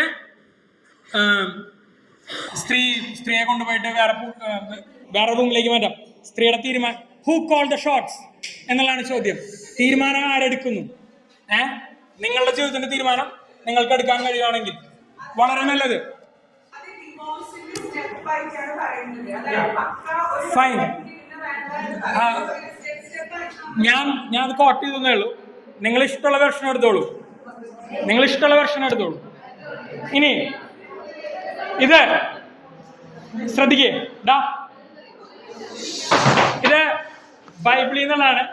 പക്ഷെ ഇത് കാണുമ്പോൾ ചിലർ സന്തോഷിക്കുന്നുണ്ടാവും, ഇതൊക്കെ പഴയ നിയമമാണല്ലോ എന്ന്. പഴയ നിയമത്തെ കുറിച്ച് യേശു എവിടെ പറഞ്ഞിട്ടുണ്ടെന്ന് തോന്നുന്നു. അതിന്റെ കുത്തോ കോമിയോ മാറ്റാൻ ഞാൻ സമ്മതിക്കില്ല എന്ന് യേശു പറഞ്ഞിട്ടുണ്ട് ഇതിനെ കുറിച്ച്. മാത്യുവിന്റെ ഇതിലെവിടെയാണ്, പണ്ട് വായിച്ചിട്ടുള്ളതാണ്, ഓർമ്മയില്ല. പഴയ നിയമത്തിലാണിത്. Let a woman learn quietly with all submissiveness. എല്ലാം അർപ്പിച്ചുകൊണ്ട് പഠിക്കട്ടെ. I do not permit a woman to teach to excise authority over a man. ഒരു പുരുഷനെ പഠിപ്പിക്കാനോ ഇതിനോ ഞാനൊരു സ്ത്രീയെ അനുവദിക്കില്ല. She's to remain quiet. അവള് നിശബ്ദയായിരിക്കാൻ വിധിച്ചിരിക്കുന്നു. അല്ലെങ്കിൽ അങ്ങനെ ഇരിക്കട്ടെ. ഇങ്ങനെ കുറെ എണ്ണം ഉണ്ട്, ബാക്കിയെല്ലാം വായിക്കണോ?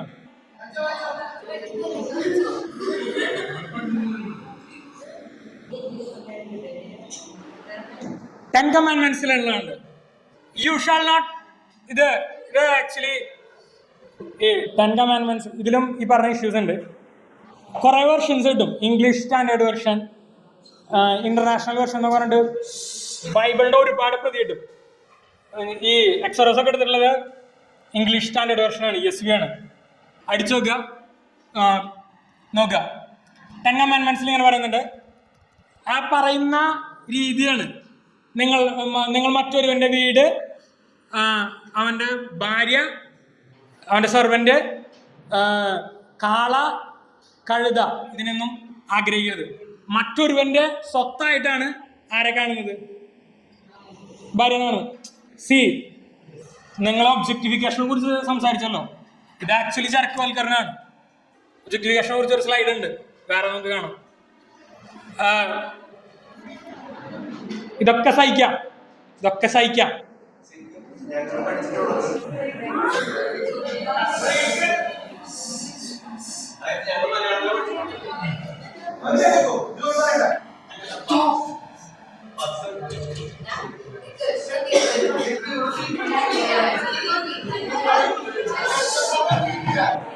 ഞാൻ സത്യം പറയട്ടെ, ഞാൻ എടുക്കണതിന് മുമ്പ് ഞാൻ മിസ്സിന്റെ അടുത്ത് പറഞ്ഞായിരുന്നു എനിക്ക് പേടി തോന്നുന്നുണ്ട്.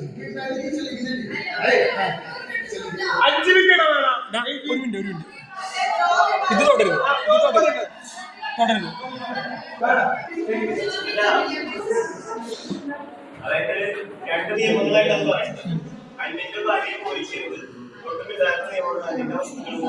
അങ്ങനെയുണ്ട്. ഞാൻ പറഞ്ഞത് ഇങ്ങനെ വെർഷൻ ഉണ്ട്.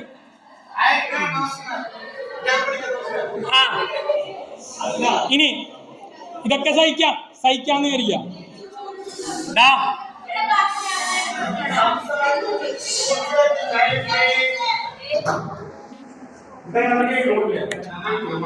ഇനി ഇതാണ് ഇതില് സഹിക്കാൻ പറ്റാത്തൊരു വെർഷൻ.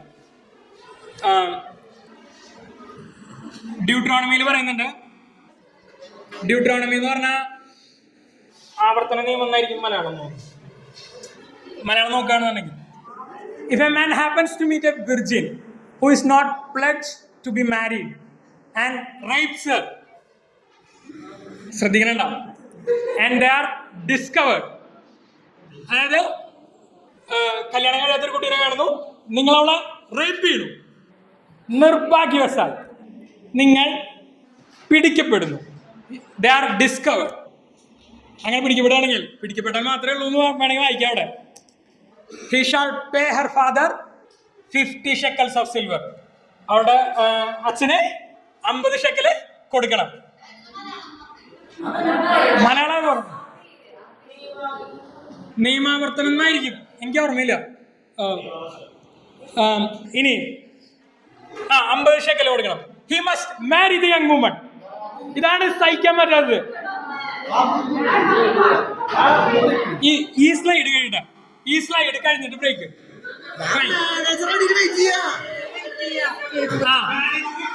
ഞാൻ ഈ സെന്റൻസ് പറഞ്ഞ് അവസാനിപ്പിക്കട്ടെ ദയവീത്. He must marry the young woman. ഇതാണ് സഹിക്കാൻ കഴിയാത്തത്. റേപ്പ് ചെയ്ത ഈ അപസ്മാരല്ല, സോറി, ഈ തലതെറിച്ച ചെക്കനെ ഇവള് ജീവിതകാലം മുഴുവൻ ചുമക്കണം. അവൾക്ക് കല്യാണം കഴിച്ചു കൊടുക്കണം എന്നാണ് പറയുന്നത്. For he has violated her. അവൻ അവളെ വയലേറ്റ് ചെയ്തിരിക്കുന്നു. He can never divorce her as long as he lives. ഒരിക്കലും ഡിവോഴ്സ് ചെയ്യാൻ കഴിയില്ല. ലൈഫ് ടൈം സഹിച്ചേക്കണം, ലൈഫ് ടൈം ഇംപ്രിസൺമെന്റ്. ബാക്കി വന്നിട്ട് പറയാം. എനിക്ക് പേഴ്സണലി ബുദ്ധിമുട്ട് തോന്നിയ കാര്യങ്ങളാണ്. ഞാൻ വായിക്കണ്ടല്ലോ, പറയുന്നതാണ്. നിങ്ങൾ ഒരു കുട്ടീനെ കല്യാണം കഴിക്കണു, നിങ്ങൾ ഫസ്റ്റ് നൈറ്റ് കഴിയുമ്പോൾ നിങ്ങൾക്ക് ആ കുട്ടി വിർജിനാണെന്ന് തോന്നുന്നില്ല, നിങ്ങളത് കംപ്ലൈൻറ്റ് ചെയ്യുകയാണെന്നുണ്ടെങ്കിൽ, എനിക്ക് അവളെ വേണ്ടാന്ന് പറയുകയാണെന്നുണ്ടെങ്കിൽ, ഈ രക്തം വീണ തുണി എടുത്തിട്ട് മാതാപിതാക്കള് എൽഡേഴ്സിൻ്റെ അടുത്ത് പോകണം, സിറ്റിയിലെ എൽഡേഴ്സിൻ്റെ അടുത്ത് പോകണം എന്ന് പറയുന്ന വരികളാണ്. എന്നിട്ട് ഇത് ഇവള് വിർജിനാണെന്നല്ല എൻ്റെ തെളിവായിട്ട് കാണിക്കണം എന്ന് പറയുന്ന വരികളാണിത്. നിങ്ങൾ വായിച്ചേക്കുക, ഞാൻ വായിക്കുന്നില്ല.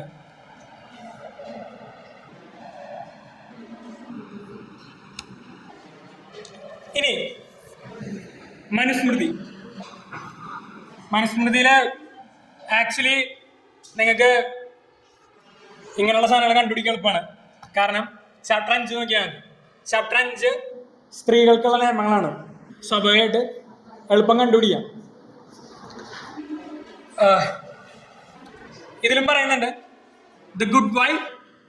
ഈ ആദ്യത്തെ വേഴ്സിനെ കുറിച്ചിട്ട് തർക്കങ്ങളുണ്ട് കേട്ടോ, തർക്കങ്ങളുള്ള വേഴ്സാണ്. The good wife desirous of reaching her husband's regions should never do anything that may be disagreeable to her husband. ഹസ്ബൻഡിൻ്റെ പ്രീതിക്ക് എതിരായിട്ട് നിങ്ങൾ സ്വയം ഒന്നും ചെയ്യേണ്ട, ഹസ്ബൻഡിന് എന്താണോ ഇഷ്ടം അത് ചെയ്യുക എന്നാണ് പറയുന്നത്. ഐഡന്റിറ്റി ക്രൈസിസ് ആണ്. ആർക്കാണ് ഐഡന്റിറ്റി? ഭാര്യയ്ക്ക് സ്വന്തമായിട്ട് ഐഡന്റിറ്റി ഉണ്ടോ എന്ന് എനിക്കറിയില്ല. അതുപോലെ അടുത്ത വേഴ്സ്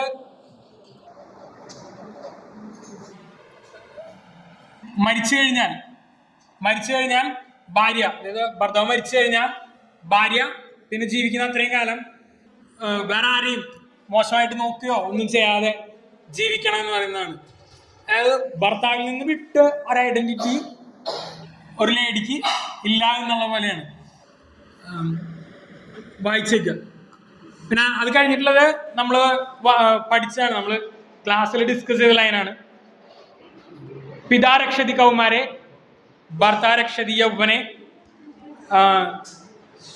രക്ഷതി സ്ഥവീരെ പുത്ര ന സ്ത്രീ സ്വാതന്ത്ര്യമർഹതി.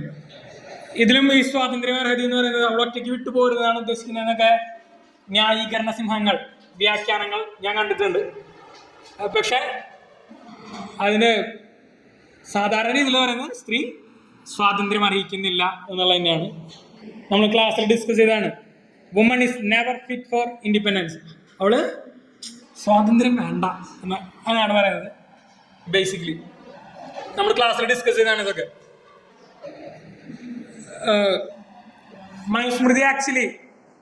മനുസ്മൃതി കൊണ്ടുപോയിട്ട് കത്തിച്ചിട്ടുണ്ട്.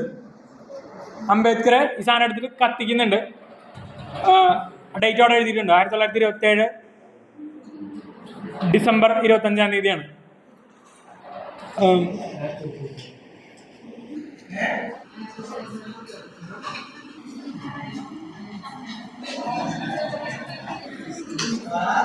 നമുക്ക് അരമണിക്കൂറുണ്ട്.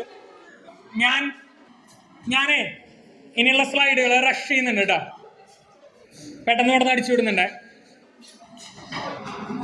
താഴെ കൊടുത്തുള്ള ന്യൂസ് വായിച്ചു നോക്കുക. അത് 2022 ജനുവരി ഡിസംബർ 25-ന്, അതായത് മനുസ്മൃതി കത്തിച്ചതിൻ്റെ ഓർമ്മ ദിവസം രാജസ്ഥാനില് കുറെ പിള്ളേർ പോയിട്ട് അംബേദ്കറിനെ മീൻസ് അംബേദ്കറിനെ ഫോളോ ചെയ്യുന്ന കുറെ പിള്ളേരുണ്ട്. അവർ പോയിട്ട് രണ്ടാമതൊരു മനുസ്മൃതി എടുത്ത് കത്തിച്ചു. അവർ അറസ്റ്റ് ചെയ്തു എന്നുള്ള ന്യൂസ് താഴെ കൊടുത്തിരിക്കുന്നത്.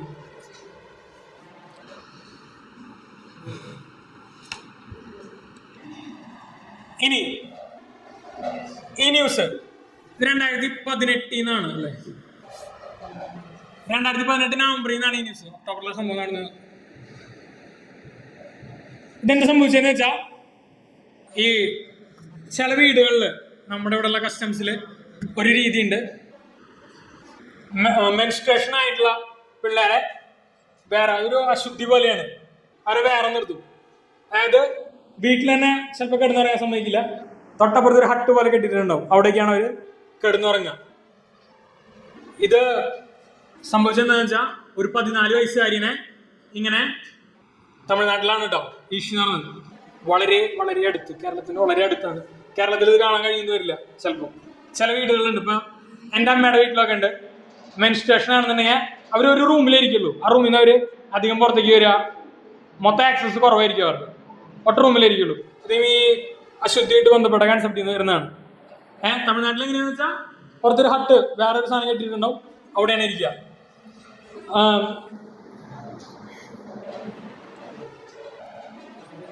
ഇതിങ്ങനെ കെട്ടിയിട്ടില്ല. പുറത്തുള്ള 14 വയസ്സുള്ള പെൺകുട്ടി, എനിക്ക് തോന്നുന്നു ഫസ്റ്റ് മെൻസ്ട്രേഷൻ ആയിരിക്കും. ഞാൻ അങ്ങനെ അന്ന് വായിച്ചായിട്ട് ഓർക്കുന്നുണ്ട് ആദ്യത്തെ മെൻസ്ട്രേഷൻ ആയിരുന്നു. പിന്നെ ഞാൻ ഈ ന്യൂസിൽ കാണില്ല. ഇവളെ കൊണ്ടുപോയി തൊട്ടടുത്ത ഹട്ടിൽ താമസിപ്പിച്ചു. ഫാമിലി പുറത്തുണ്ട്. അന്ന് ഗജ എന്ന് പറഞ്ഞിട്ട് ഭയങ്കര കാറ്റായിരുന്നു. തെങ്ങ് വീണി പെൺകുട്ടി മരിക്കുന്ന സിറ്റുവേഷൻ ഉണ്ടായി. സ്വാഭാവികമായിട്ട് ആലോചിച്ച് നോക്ക്, 14 വയസ്സുള്ള പെൺകുട്ടി, 9ാം ക്ലാസ്സിൽ പഠിക്കുന്ന പെൺകുട്ടി തൊട്ടപ്പുറത്തുണ്ട്. നിങ്ങളുടെ ഫാമിലി ഇവിടെ ഉണ്ട്. ഈ പെൺകുട്ടി ഒരു പക്ഷേ അത് എഴുതിയിട്ടില്ല, ഷൊർപ്പാണ്, കരഞ്ഞിട്ടുണ്ടാവും, അലമുറയിട്ട് വിളിച്ചിട്ടുണ്ടാവും കാറ്റും മഴയും വരുമ്പോൾ. അന്ന് ഭയങ്കര ചുഴലിക്കാറ്റ് പോലെയായിരുന്നു. മൊത്തം 40 പേര് മൊത്തം മരിച്ചു.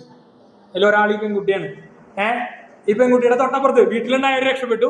പക്ഷെ ഹട്ടിലുണ്ടായ കുട്ടി തെങ്ങ് വീണ് മരിച്ചു എന്നുള്ളതാണ്. ആ പിക്ചർ ഒരു സ്കൂളിന്റെ വോളാണ്. സ്കൂളിന്റെ വോളായതുകൊണ്ട് മാത്രം ഞാൻ എടുത്താണ്.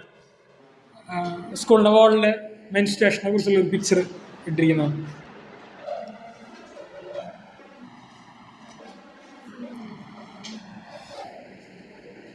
ഇനി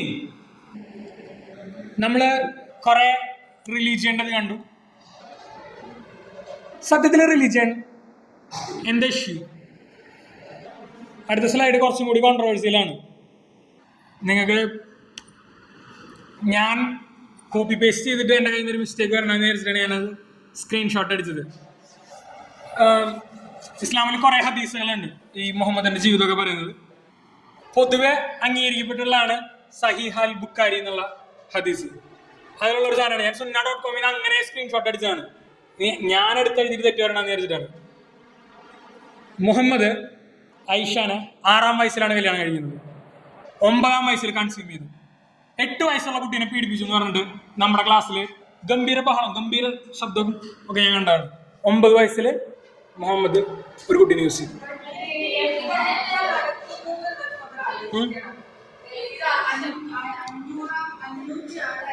ആറ്റത്തേക്ക് വായിച്ചേക്ക്. ഞാൻ പറയാൻ ആഗ്രഹിച്ചു അതാണ്. ഞാൻ ആക്ച്വലി റിലീജിയൻസ് കൊണ്ടുവരുന്ന മൊറാലിറ്റിയോടുള്ള എൻ്റെ ഇഷ്യൂ ഞാൻ പറയാൻ ആഗ്രഹിച്ചത് പമീന പറഞ്ഞ കേസാണ്. എന്നുള്ള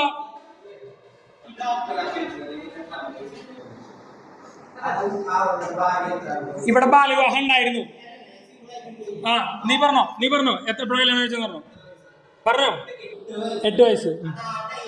ആ ആ ഫൈൻ. എന്നെ പറയാൻ സമ്മതിക്കോ? അറ്റത്തെ എഴുതിയിരിക്കുന്ന വായിച്ച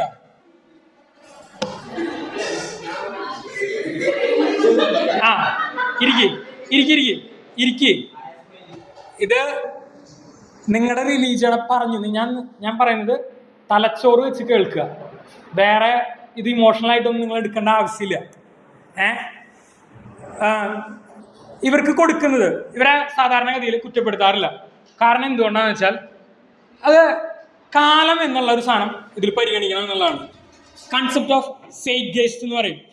അതായത് ഒരു കാലഘട്ടത്തിൽ സംഭവിക്കുന്ന സാധനങ്ങൾ ആ കാലഘട്ടത്തിൻ്റെ മൊറാലിറ്റി വെച്ച് മാത്രമേ കാണാൻ കഴിയുള്ളൂ എന്നുള്ളതാണ്. എനിക്ക് തോന്നുന്നു റോബർട്ട് സ്പെൻസറുടെ ആണെന്ന് തോന്നുന്നു ഇന്റർവ്യൂല്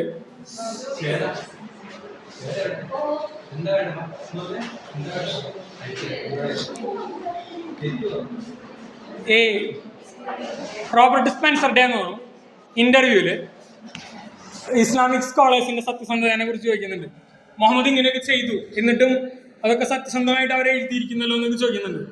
സ്പെൻസർ പറയുന്നൊരു വാചകമുണ്ട്, അന്ന് കാലഘട്ടത്തിൽ എഴുതുന്ന കാലഘട്ടത്തിൽ ഇങ്ങനെ ഒരു മോറൽ ഇഷ്യൂ ഇല്ല. ഇന്നത്തെ മൊറാലിറ്റിയുടെ കണ്ണിലൂടെ നിങ്ങളതിനെ കാണുന്നതാണ് ഇഷ്യൂ. അന്ന് ഇത് മിടുക്കായിരുന്നു. മുഹമ്മദിനെ സംബന്ധിച്ച് ഇത്ര യുദ്ധങ്ങൾ ജയിച്ചു, യുദ്ധം ചെയ്തു, ഇത് വെട്ടിപ്പിടിച്ചു, ഇതൊക്കെ മിടുക്കായിരുന്നു. അതുകൊണ്ടാണ് അങ്ങനെ എഴുതിയിട്ടുള്ളത്. എക്സാക്ട്ലി ആ കാലത്തിന്റെ പരിഗണന കൊടുക്കുക എന്നുള്ളതാണ്. പക്ഷേ മുഹമ്മദിനെ കുറിച്ചുള്ള പേജുകളൊക്കെ ഉണ്ട്. മാനവരിൽ മഹോന്നതൻ എന്നൊക്കെ പറഞ്ഞിട്ടുള്ള പേജുകളുണ്ട്. ഇത്രയും കാലം ജീവിച്ചിരുന്ന മനുഷ്യരിൽ ഏറ്റവും മഹാനായ മനുഷ്യൻ എന്നൊക്കെ പറഞ്ഞിട്ട് അങ്ങനെയൊക്കെ നിങ്ങൾ ചോയ്സ് ചെയ്ത് കൊണ്ടുവരികയാണെന്നുണ്ടെങ്കിൽ അല്ല, ഒരു മനുഷ്യൻ ജീവിച്ചത് അങ്ങനെ, മുഹമ്മദ് ജീവിച്ചത് അങ്ങനെ കോപ്പി ചെയ്യാൻ ട്രൈ ചെയ്യുന്ന വിശ്വാസികളുണ്ട്. അങ്ങനെ എടുക്കുന്നവരുണ്ട്. അങ്ങനെയൊക്കെ നിങ്ങൾ ട്രൈ ചെയ്യാണ്. പിന്നെ റിലീജിയസ് പുസ്തകങ്ങൾ എക്കാലത്തേക്കും ഉള്ളതാണെന്ന് പറയുന്നവരുണ്ട്. അങ്ങനെയൊക്കെ നിങ്ങൾ പറയുകയാണെന്നുണ്ടെങ്കിൽ സെയ്റ്റ്ഗെയ്സ്റ്റിന്റെ ആനുകൂല്യം അനുവദിച്ച് തന്നു എന്ന് വരുന്നു. ഇത്രയേ ഉള്ളൂ. മനസ്സിലാക്കേണ്ടതാണ്, റിലീജിയൻ എന്ന് പറഞ്ഞാൽ പാസ്റ്റിന്റെ ഒരു ഫോസിലാണ് റിലീജിയൻ. പഴയ സൊസൈറ്റിയുടെ ഒരു ഫോസിൽ, പഴയ സൊസൈറ്റിയിലുള്ള കുറെ നിയമങ്ങളും ഒക്കെ എഴുതി വെച്ചിട്ടുള്ള ഒരു ഫോസിലാണ് ഈ സാധനം. ഇത് അങ്ങനെ എടുത്ത് ഉപയോഗിക്കില്ല. മൊറാലിറ്റി നിരന്തരം പരിഷ്കരിച്ചുകൊണ്ടിരിക്കുക എന്നുള്ളതാണ് നമുക്ക് ചെയ്യാനുള്ളത്. ഞാൻ പോകാൻ പറഞ്ഞില്ലേ, ഗാന്ധി 13 വയസ്സിലാണ് കല്യാണം കഴിച്ചത്.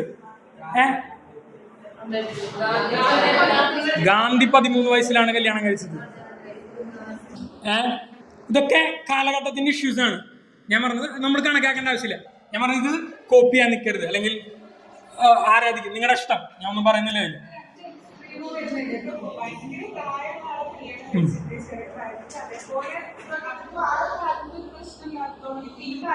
അതെ, പക്ഷെ ഞാൻ പറഞ്ഞത് നിങ്ങൾ ആരാധിക്കുന്നവരെയൊക്കെ ചെക്ക് ചെയ്യുക എന്ന് ഞാൻ പറഞ്ഞോളൂ.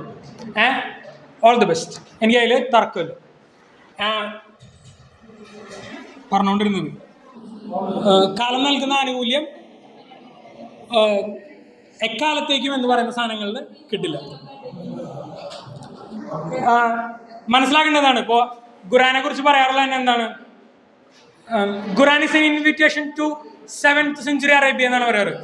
7ാം നൂറ്റാണ്ടിലെ അറേബ്യയിലേക്കുള്ള ഒരു ക്ഷണക്കത്താണ് ഖുറാൻ എന്നാണ് പറയാറ്. കാരണം അന്നത്തെ ഭാഷ, അന്നത്തെ കുറെ കൾച്ചർ. നിങ്ങൾക്ക് പഴയ പുസ്തകങ്ങൾ, ഹോമറിന്റെ പുസ്തകങ്ങൾ വായിക്കുന്നത് എന്താണ്, അതിപ്പോഴും വായിക്കുന്നത് എന്താ, അന്നത്തെ കാലഘട്ടത്തെ കുറിച്ച് അനലൈസ് ചെയ്യാനും അന്നത്തെ കസ്റ്റംസ്, അന്നത്തെ രീതികൾ ഇത് മനസ്സിലാക്കാൻ വേണ്ടിയിട്ടാണ്. എല്ലാ റിലീജിയസ് പുസ്തകങ്ങളും പാസ്റ്റിൽ രചിക്കപ്പെട്ടതാണ്. Religious is an invitation to past. ഭൂതകാലത്തിലേക്കുള്ള ഒരു ക്ഷണക്കത്താണ്. എടുക്കണോ വേണ്ടോ എന്നുള്ളത് നിങ്ങളുടെ തീരുമാനം.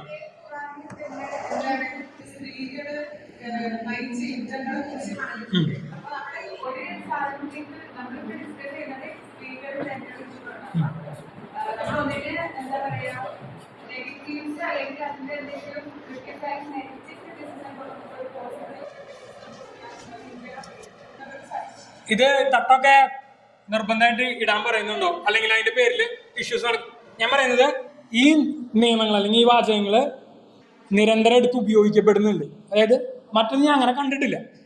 ഇനി ഉണ്ടാകാം, പക്ഷേ വിശുദ്ധം എന്ന് പറയുന്ന പുസ്തകങ്ങളിൽ ഇങ്ങനെ വരാൻ പാടുമോ? ഇപ്പോൾ എൻ്റെ അടുത്ത് കുറേ ആൾക്കാർ പറഞ്ഞു ബൈബിളിൽ വ്യാഖ്യാനം വേറെയാണ്, അല്ലെങ്കിൽ ഖുറാനിൽ വ്യാഖ്യാനം. ഈ പുസ്തകങ്ങൾ റെവലേഷൻ ആണെന്നാണ് പറയപ്പെടുന്നത്. മുഹമ്മദിന്റെ അടുത്ത് ജിബ്രീൽ എന്ന് പറഞ്ഞിട്ട് മുഹമ്മദ് പറയുന്നതാണ് റെവലേഷൻസ്, ദൈവങ്ങളുടെ റെവലേഷൻസ് കൊടുക്കുമ്പോൾ ഒറ്റ നീതി കാണിക്കുക. എല്ലാ എക്സ്പ്ലനേഷൻസ് ആവശ്യമില്ലാത്ത, വിശകലനങ്ങൾ ആവശ്യമില്ലാത്ത റെവലേഷൻസ് കൊടുക്കുക. എഴുതുമ്പോൾ വിശദമായിട്ട് എഴുതിക്കോട്ടെ. ബൈബിൾ കുറച്ച് ബുക്കുകൾ കൂടിയാലും കുഴപ്പമില്ല. എൻ്റെ ഒരു അഭിപ്രായമാണ്. എടുക്കേണ്ട ആവശ്യമില്ല, നിങ്ങളുടെ ഇഷ്ടം. ഇനി ഒബ്ജക്റ്റിഫിക്കേഷൻ.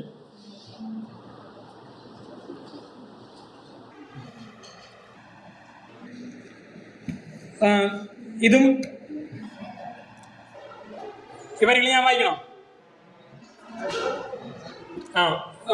പറയുന്നതാണ് your wives are a place of sowing of seed for U.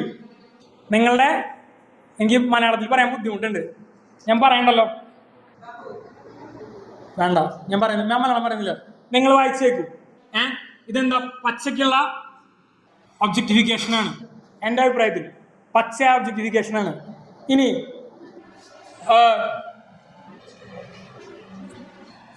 ഇത് നോക്ക്, ഇത് 2007 ന്യൂസാണ്, 2006 ന്യൂസാണ്, ഇപ്പോഴല്ല. ഒരു ഓസ്ട്രേലിയൻ മുസ്ലിം ക്ലറിക്ക്, അവിടുത്തെ ഒരു ഇമാം സ്ത്രീകളെ മൂടി വയ്ക്കാതെ, അതായത് വെയിൽ ധരിക്കണം എന്നുള്ളതിനെ കുറിച്ചുള്ള ഇതിലാണ് പറയുന്നത്, മൂടി വയ്ക്കാതെ മാംസമായിട്ട് കമ്പയർ ചെയ്തു. ഇതൊക്കെയാണ് കൃത്യമായിട്ടുള്ള ഒബ്ജക്റ്റിഫിക്കേഷൻ. ഇനി 10 കമാൻഡ്മെന്റ്സിൽ പറഞ്ഞത് ഞാൻ നേരത്തെ പറഞ്ഞു, പച്ച ഒബ്ജക്റ്റിഫിക്കേഷനാണ്. നമ്മൾ ഒബ്ജക്റ്റിഫിക്കേഷൻ എന്നുള്ള രീതിയിൽ ഡിസ്കസ് ചെയ്തത് വേറെ കുറേ സാധനങ്ങളാണ്. സിനിമകളിൽ വരുന്ന വിഷ്വൽസ് ഒക്കെയാണ്. അതൊക്കെ ഒബ്ജക്റ്റിഫിക്കേഷൻ ആണെന്ന് ചോദിച്ചാൽ അത് അവരെ ഏത് വസ്ത്രം ധരിക്കണം എന്നുള്ള അവരുടെ സ്വാതന്ത്ര്യമാണെന്ന് പറയാനാണ് ഞാൻ ആഗ്രഹിക്കുന്നത്. ആക്ച്വലി സ്ത്രീകൾ മാത്രമല്ല ഇഷ്യൂ. ഇപ്പോൾ ഹാപ്പി ന്യൂ ഇയറിൽ ഷാരൂഖ് ഖാൻ ഇൻട്രോ ഉണ്ടാവും, 8 പാക്ക് കാണിച്ചിട്ടുള്ള ഇൻട്രോ ആണ്. ധൂം 3 അമീർ ഖാൻ, ഋതിക് റോഷന്റെ മിക്കവാറും പടങ്ങൾ നോക്കിയാൽ മതി. ബ്രാഡ് പിറ്റ് വാനിറ്റി ഫെയറിന്റെ കവറായിട്ട് വന്നിട്ടുണ്ട്. ഞങ്ങൾ ആരോ ഡിസ്കസ് ചെയ്തു, ഷർട്ടില്ലാതെ ഹാഫ് നേക്കഡ് ആയിട്ടാണ്. Cristiano Ronaldo may be underwear ആയിട്ടായിരിക്കാം.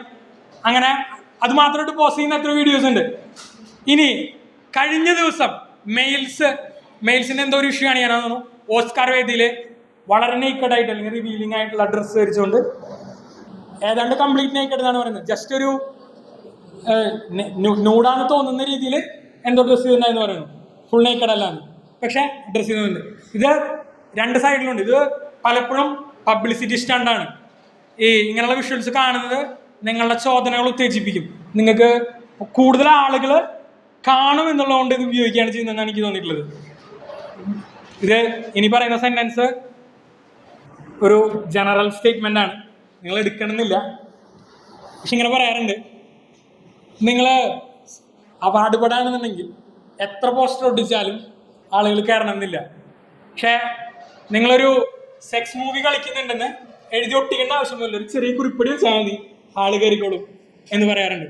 ഇത് ഈ ആന്തരിക ചോദനകളെ ഞാൻ തൊട്ടപ്പുറത്തിട്ടുള്ള ഒരു കണക്ക്, ഇതിങ്ങനെ കുറേ കണക്കുകൾ ലഭ്യമാണ്, ഞാൻ ഒരെണ്ണം എടുത്തു എന്നേ ഉള്ളൂ. എനിക്ക് തോന്നുന്നു ഈ കണക്ക് ഇത് പലപ്പോഴും ഉണ്ടാക്കുന്നത് സെർച്ച് എൻജിൻസ് വെച്ചിട്ടാണ്. നിങ്ങൾ ഗൂഗിളിൽ സെർച്ച് ചെയ്യുകയാണെന്നുണ്ടെങ്കിൽ ഗൂഗിളിൽ പോൺ സെർച്ച് ചെയ്തവർ എത്ര പേര്, അങ്ങനെ എനിക്ക് കണക്ക് വരിക. കമ്പനികൾ കൊടുക്കുന്ന കണക്കുകളും കൂടിയാണ്.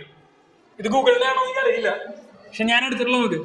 Pakistan, Egypt, Vietnam, Iran, Morocco, India, Saudi Arabia, Turkey, Philippines, Poland, ഇതൊക്കെ സദാചാരബോധം വളരെയധികമുള്ള രാജ്യങ്ങളാണ്.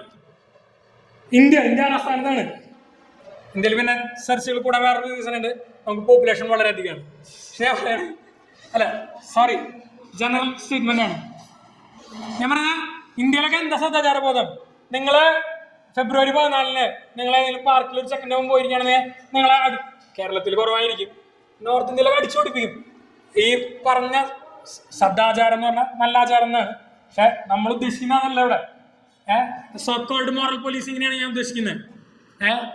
സദാചാരബോധം ഏറ്റവും കൂടുതലുള്ള രാജ്യങ്ങളാണ് ഈ ലിസ്റ്റിൽ വരുന്നതെന്നാണ് ഞാൻ പറഞ്ഞത്. പാകിസ്ഥാനെ കുറിച്ച് ഞാൻ പറയണ്ടല്ലോ. പിന്നെ ഇതിൽ തന്നെ ശരിയ നിയമങ്ങളുള്ള രാജ്യങ്ങളുണ്ട്.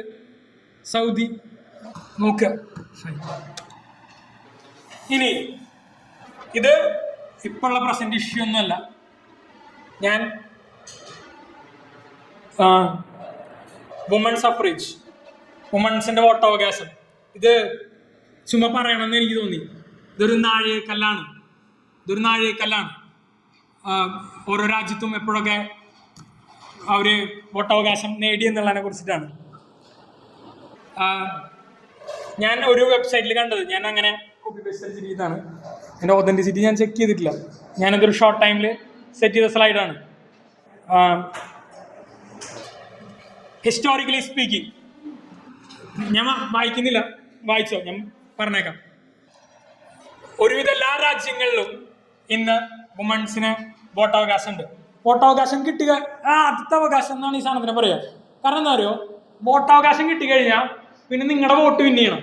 സ്വാഭാവികമായിട്ടും നിങ്ങൾക്ക് അനുകൂലമായിട്ടുള്ള കുറേ സാധനങ്ങൾ അതിൻ്റെ ഉള്ളിൽ കൂടെ പാസ്സാക്കി വരും. വോട്ടവകാശത്തിന് വലിയ വിലയുണ്ട്, ഇറ്റ്സ് വെരി പ്രഷ്യസ് എന്നാണ് പറയുന്നത്. പൗരത്വ ബില്ലൊക്കെ ഡിസ്കസ് ചെയ്തത് വോട്ടവകാശം പോകുന്നുള്ള പേടിയിലും കൂടിയാണ് നമ്മൾ ഡിസ്കസ് ചെയ്യുന്നത് പറഞ്ഞിട്ടുണ്ടെന്ന് തോന്നുന്നു സാർ. ഇതിൽ ഒറ്റ രാജ്യം മാത്രമാണ് സ്ത്രീകൾക്ക് വോട്ടവകാശം ഇല്ലാത്തതെന്നാണ് പറയുന്നത്. വത്തിക്കാൻ സിറ്റിയാണ്. കാരണം എന്താണെന്ന് വെച്ചാൽ വോട്ട് ചെയ്യുക കർദിനാൾമാരാണ്. കർദിനാൾമാരിൽ സ്ത്രീകളില്ലല്ലോ. ഓഫ്കോഴ്സ് അപമാനകരം എന്ന് വേണമെങ്കിൽ പറയാം. നിങ്ങളുടെ ഇഷ്ടം. ഞാനതിലൊന്നും കമൻറ്റ് ചെയ്യുന്നില്ല. I don't want to comment. ഇനി രാജഭരണമുള്ള സ്റ്റേറ്റുകളുണ്ട് ഒരുപാടെണ്ണം. പക്ഷെ അവിടെയൊക്കെ പാർലമെൻറ്റിലേക്ക് ഇലക്ഷൻ നടക്കുമ്പോൾ അല്ലെങ്കിൽ മുനിസിപ്പൽ ഇലക്ഷൻസ് ഒക്കെ നടക്കുമ്പോൾ സ്ത്രീകൾക്ക് പങ്കെടുക്കാനും ഇതിനൊക്കെയുള്ള ചാൻസുകൾ കൊടുക്കാറുണ്ട്.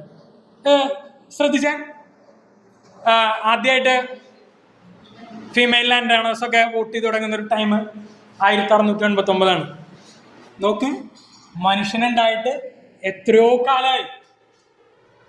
വുമൺ സഫ്രേജ് അല്ലെങ്കിൽ സ്ത്രീകളുടെ അവകാശങ്ങൾ എന്നൊക്കെ പറഞ്ഞാൽ ഇന്നലെ വന്ന സാധനങ്ങളാണ്. 1600 ഞാൻ പറഞ്ഞില്ലേ, കാലത്തിന്റെ ഒരു സാധനമാണ് ഞാൻ പറയുന്നത്. കാലത്തിന്റെ നോഷൻ, അതിനെ കുറിച്ചാണ് സംസാരിക്കുന്നത്. 1689 ലാൻഡ് ഓണേഴ്സ് ആയിട്ടില്ല, എല്ലാ വുമൺസിനും ഇല്ല എപ്പോഴും ലാൻഡ് ഓണേഴ്സിന് വോട്ട് ചെയ്യാൻ കൊടുക്കുന്നത്. 869 830 സംതിങ് തൊട്ട് വിക്ടോറിയയുടെ ഭരണമാണ്. അല്ലേ, വിക്ടോറിയ ആണോ എലിസബത്ത് ആണോ, കൺഫ്യൂഷനായി. ക്യൂവിന്റെ ബലമാണ് 37 തൊട്ടോ മറ്റോ ക്വീനാണ് ഭരിക്കുന്നത്. എലിസബത്ത് ആണ്. ഫൈൻ, എലിസബത്തിയൻ ആരെയാണ്? ഇംഗ്ലീഷുകാർക്ക് കൃത്യമായിട്ട് പറയാൻ പറ്റും. എലിസബത്തിയൻ ആരെയാണ്? എന്നിട്ട് പോലും അവർക്ക് കിട്ടാൻ 69. ഇനി അതിലൊരു കോമഡി ഉണ്ട്.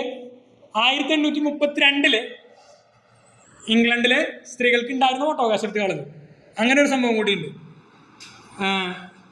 ഒരു പുതിയ റിഫോം ആക്ട് വന്നതാണ് 1832.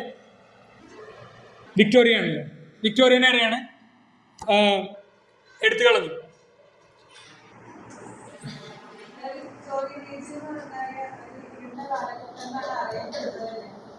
ഫൈൻ, ഞാൻ പറഞ്ഞ അധികാരത്തിൽ ഒരു ലേഡി ഇരുന്നിട്ട് കൂടി അത് കിട്ടാൻ ഒരുപാട് സമയം എടുത്തു എന്നാണ്. എടാ ഞാൻ റണ്ണിങ് ഷോർട്ട് ഓൺ ടൈമാണ്, എനിക്ക് സമയമില്ല, സോറി. ഇനി യുണൈറ്റഡ് സ്റ്റേറ്റ്സ് ടെറിട്ടറി ഓഫ് വൈക്കോമിങ്ങിൽ, ഈ വൈക്കോമിങ്ങിൻ്റെ നിങ്ങൾക്ക് വേണമെങ്കിൽ വായിക്കണ്ടോ? ഞാൻ ഈ സ്ക്രീൻഷോട്ട് അടിച്ചിട്ടുള്ളത് വിക്കിപീഡിയന്നാണ്. ഇതിൻ്റെ ലിങ്കുകൾ, റെഫറൻസ് ലിങ്കുകൾ കിട്ടും. നിങ്ങൾക്ക് ഈ വൈക്കോമിങ് ഒക്കെ വേണമെങ്കിൽ പോയി വായിക്കാം. ഭയങ്കര രസമുണ്ട്. ആ ഹെഡിങ്ങിന്റെ അതിൽ വരുന്ന ആർട്ടിക്കിൾ, വൈക്കോമിങ്ങിന്റെ സ്ത്രീകൾക്ക് സ്വാതന്ത്ര്യം കിട്ടിയതിനെ കുറിച്ച് പറയുന്നത് wrong reasons but right choice എന്നാണ്. തെറ്റായ കാരണങ്ങൾ കൊണ്ട് ശരിയായ തീരുമാനം എടുത്തു എന്നാണ്.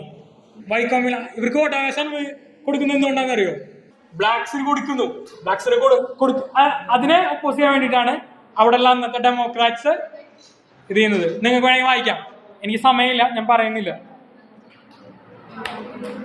ഇനി ഞാൻ 1947 ചുമ്മാ എടുത്തതാണ്.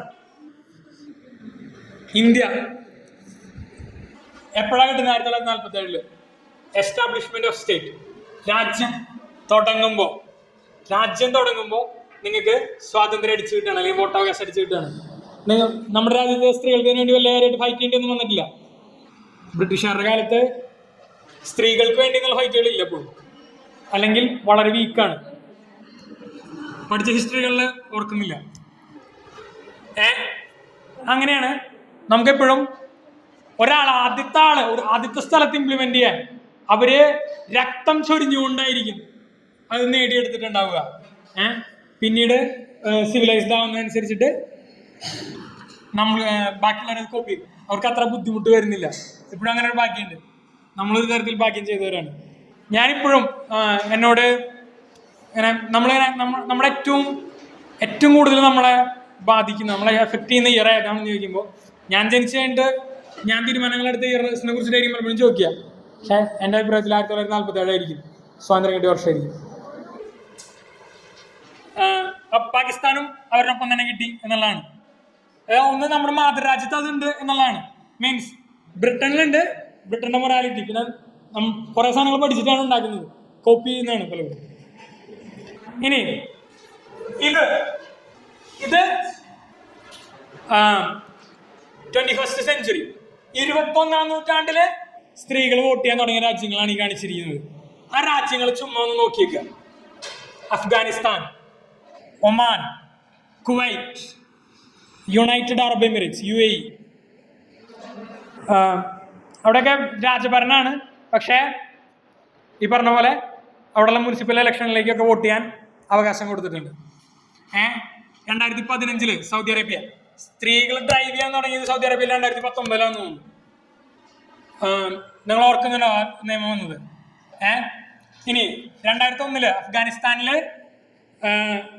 അഫ്ഗാനിസ്ഥാൻ പിടിച്ചെടുത്തപ്പോൾ അവിടെയുള്ള എല്ലാ സ്ത്രീകൾക്കും വോട്ടവകാശം കൊടുത്തു. അവിടെ ഒരു ജനാധിപത്യ ഗവൺമെന്റിനെ കൊണ്ടുവന്നു.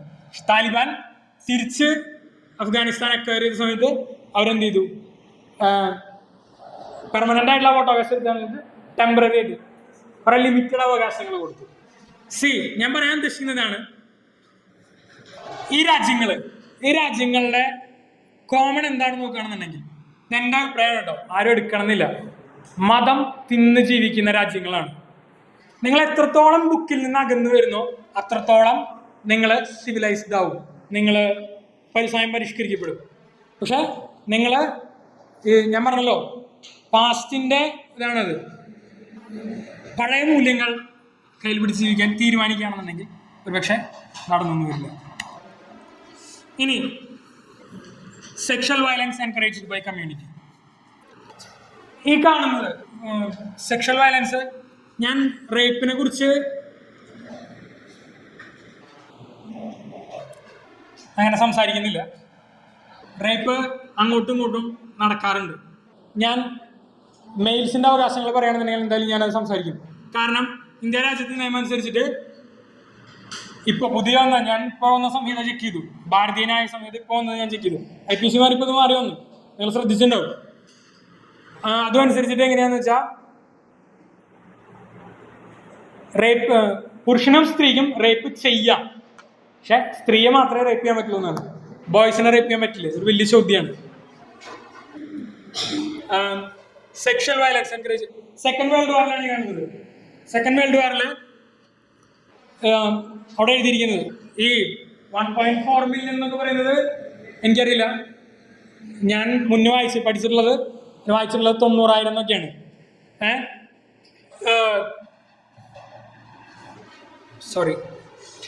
ജർമ്മനിയിലേക്ക് ഇരച്ചു കയറിയ സൈന്യങ്ങൾ, അമേരിക്കൻ സൈന്യമുണ്ട്, ഇംഗ്ലണ്ടിന്റെ ഉണ്ട്, റഷ്യയുടെ ഉണ്ട്. റഷ്യയാണ് ഏറ്റവും കൂടുതൽ ചെയ്തെന്ന് പറയുന്നു. അവിടെയുള്ള മൊത്തം സ്ത്രീകളെ റേപ്പ് ചെയ്യുന്ന സിറ്റുവേഷൻ ഉണ്ടായി. അതെങ്ങനെയാ? ഞാൻ ചോദിക്കുന്നത്, ഒരാൾക്ക് പോലും എതിർക്കാൻ തോന്നുന്നില്ല എന്നുള്ളതാണ്. സംഭവം എന്താണെന്ന് വെച്ചാൽ, നാസീസ് റഷ്യയുടെ ഉള്ളിൽ അതിക്രമിച്ച് വരുമ്പോൾ അവിടെയുള്ള സ്ത്രീകളെയും ചെയ്തിരുന്നു. ഇനി ഇപ്പുറത്തുള്ളത് നിങ്ങൾ റീസെന്റ് ന്യൂസ് ആണ്, മണിപ്പൂർ ഇഷ്യൂ ആണ്.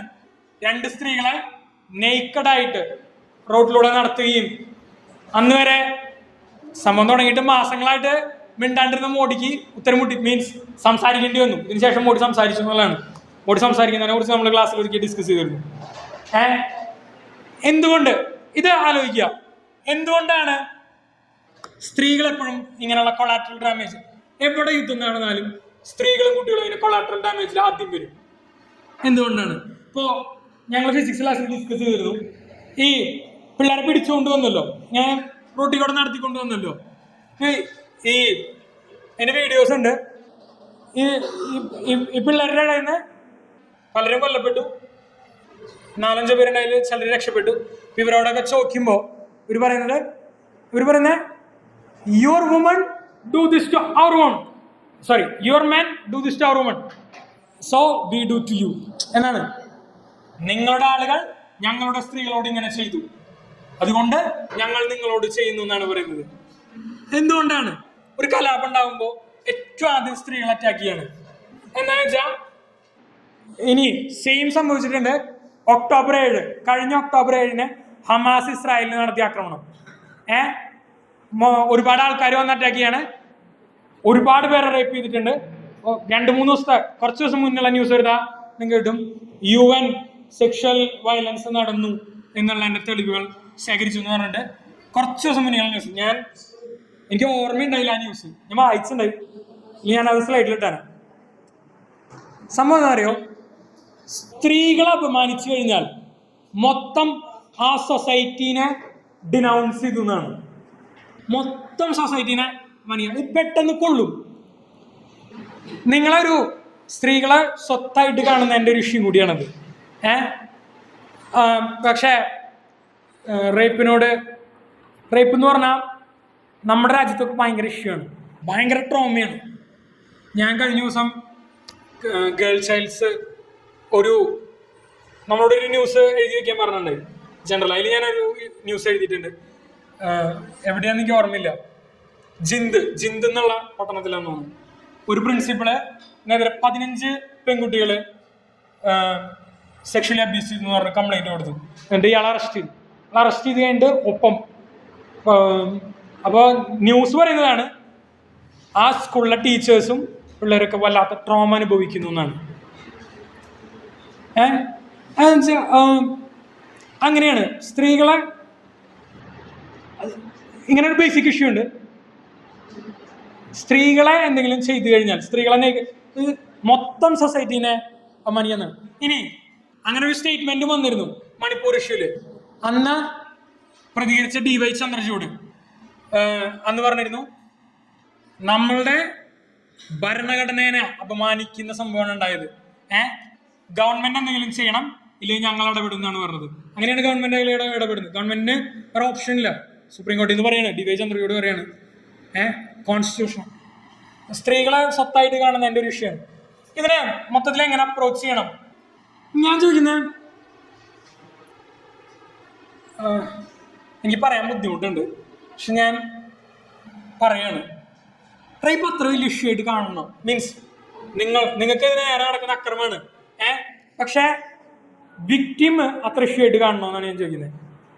റേപ്പ് കഴിഞ്ഞു, ഞാൻ അതിനെ അതിജീവിച്ചു വന്നു, ഞാൻ അതിൻ്റെ പേരിൽ ട്രോമ അനുഭവിക്കുന്ന ഒരുപാട് പേരുണ്ട്. അങ്ങനെ ട്രോമ ആവശ്യമുണ്ടോ? നിങ്ങൾക്ക് ഇതിനെ കുറച്ചുകൂടി ഞാൻ ചോദിക്കുന്നത്, മറ്റ് രാജ്യങ്ങളിൽ കാണുന്നുണ്ട്, അതുകൊണ്ടാണ് ഞാൻ ഇവിടെയും സാധ്യമാണെന്ന് പറയുന്നത്. കുറെ കൂടി നാച്ചുറലായിട്ട്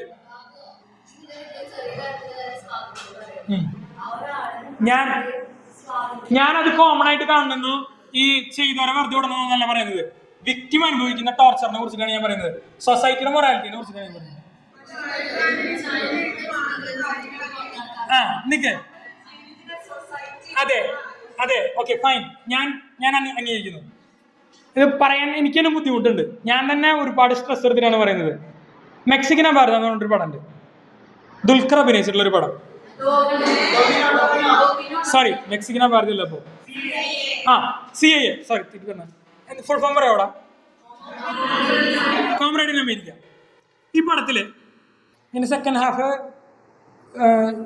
കാണാൻ പറ്റണേ കണ്ടോളൂ. ഈ മെക്സിക്കോന്നൊക്കെ മതിൽ ചാടിയിട്ടും കാടുകള് താണ്ടിയിട്ടും ഒക്കെ പോകുന്ന സംഭവങ്ങളുണ്ട്. അപ്പോൾ ദുൽഖർ ഇങ്ങനെയാണ് അമേരിക്കയിൽ പോകാൻ ഉദ്ദേശിക്കുന്നത്. ദുൽഖറിന് വിസ ഇല്ല. അപ്പോൾ ഇതിൽ ഒരു പെൺകുട്ടി ദുൽഖറിൻ്റെ ഒപ്പം സഞ്ചരിക്കുന്നുണ്ട്. ഈ പെൺകുട്ടി കോണ്ടം വാങ്ങുന്നുണ്ട്. ദുൽഖറിന്റെ സംഭവം മനസ്സിലാവുന്നില്ല. എന്താണെന്ന് വെച്ചാൽ ഈ കാടുകളിൽ ഇവർ താണ്ടി പോകേണ്ട ഏരിയയിൽ കൊള്ളക്കാരുണ്ട്, ട്രാഫിക്കിങ് നടത്തുന്ന ആൾക്കാരുണ്ട്. ഇവർ റേപ്പ് ചെയ്യാൻ സാധ്യതയുണ്ട്. റേപ്പ് ചെയ്യുന്നവർക്ക് കൊടുക്കാൻ വേണ്ടിയിട്ടാണ് കോണ്ടം. കാരണം ഇവർക്കൊക്കെ പലർക്ക് എയ്ഡ്സ് ഒക്കെ ഉണ്ടാവും.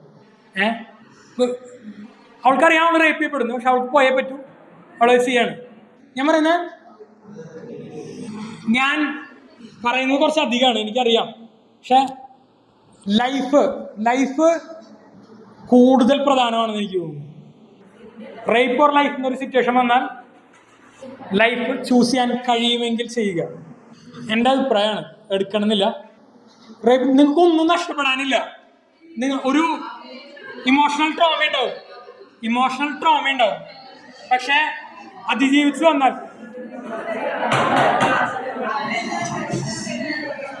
പറയൂ. ഞാൻ പറയുന്നത്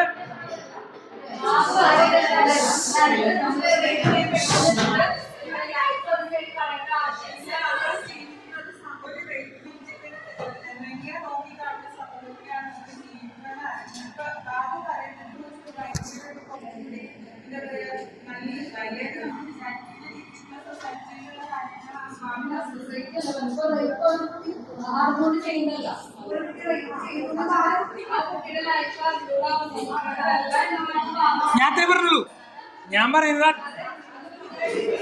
ഞാൻ നിങ്ങളോട് മാത്രമല്ല പറയുന്നത്, ഞാൻ പറയുന്നത് മൊത്തത്തിൽ സൊസൈറ്റിയുടെ മെന്റാലിറ്റി.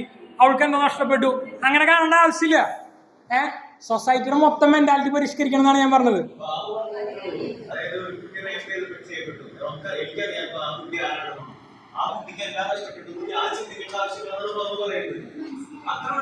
അത്രയും പറയുള്ളൂ.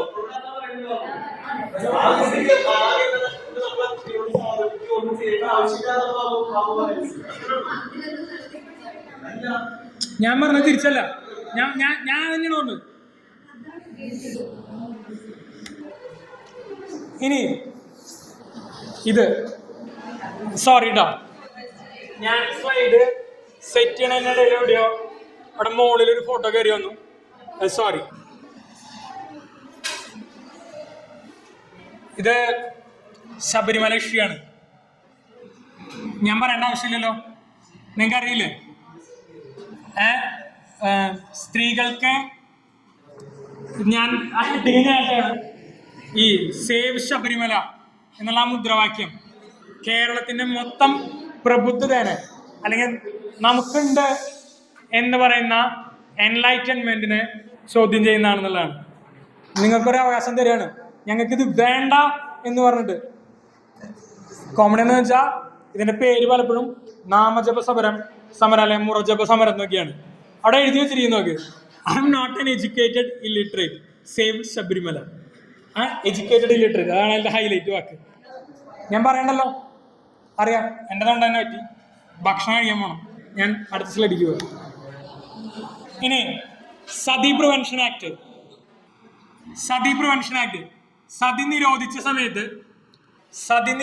സമയത്ത് ഏതാണ്ട് 70,000 വരുന്ന സ്ത്രീകള് അതിനെതിരെ, ആ സതി നിരോധിച്ചതിനെതിരെ മാർച്ച് ചെയ്തു എന്നാണ് പറയുന്നത്. രാജസ്ഥാനിലാണ്. ഞാൻ എന്താ പറയാ, സെയിമാണ് ശബരിമലയിൽ നടന്നത്. നിങ്ങൾക്കൊരു അവകാശം തരികയാണ്. അപ്പോൾ നിങ്ങൾ വിശ്വാസത്തിന്റെ പേരിൽ അതിനെ ഡിനൗൺസ് ചെയ്യണം, ഞങ്ങൾക്ക് വേണ്ട. അല്ലെങ്കിൽ എനിക്കൊന്നും പറയാനില്ല, ഹാവ് നോ വേർഡ്സ്. അല്ല, ഇത് ആക്ച്വലി വിശ്വാസമാണ്. അന്നത്തെ മൊറാലിറ്റി എന്ന് പറയുന്നത് 2018 എനിക്ക് 2018 1987 അല്ല കേട്ടോ.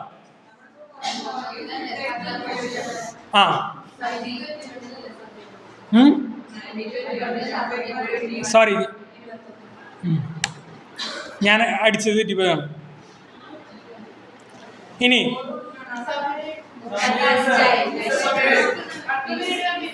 വേണ്ട, ഞാനിതിപ്പോ അവസാനിപ്പിച്ചേക്കാം, 5 മിനിറ്റ്. ഇനി ഞാനിത് ഇല്ല, ഇത് ഇത്രയേ ഉള്ളൂ. സ്ലൈഡ് ഉണ്ട്, നിങ്ങൾ വായിച്ചേക്കുക. ഇൻഹെറിറ്റൻസ് അണ്ടർ മുസ്ലിം ലോ പ്രകാരം എങ്ങനെയാണ് ഇൻഹെറിറ്റൻസ്? അതായത് നമുക്ക് ക്രിമിനൽ ലോസും ഉണ്ട്. ശരിക്ക് ഈ പ്രസന്റേഷൻ്റെ ഏറ്റവും ഇമ്പോർട്ടൻറ്റ് പോർഷനാണ് പറയുന്നത്, നിയമങ്ങളെ കുറിച്ചിട്ടാണ് പറയുന്നത്, ഇപ്പോഴുള്ള കാര്യങ്ങൾ. ബാക്കിയുള്ളത് മൊറാലിറ്റിനെ കുറിച്ചൊക്കെയാണ്. അത് വിട്ടേക്ക്, ഇതാണ് പ്രധാനം. ഇത് കേട്ടിട്ട് പോയിക്കോ. സ്വത്തവകാശ നിയമങ്ങളെ കുറിച്ചിട്ടൊക്കെയാണ് ഈ പറയുന്നത്.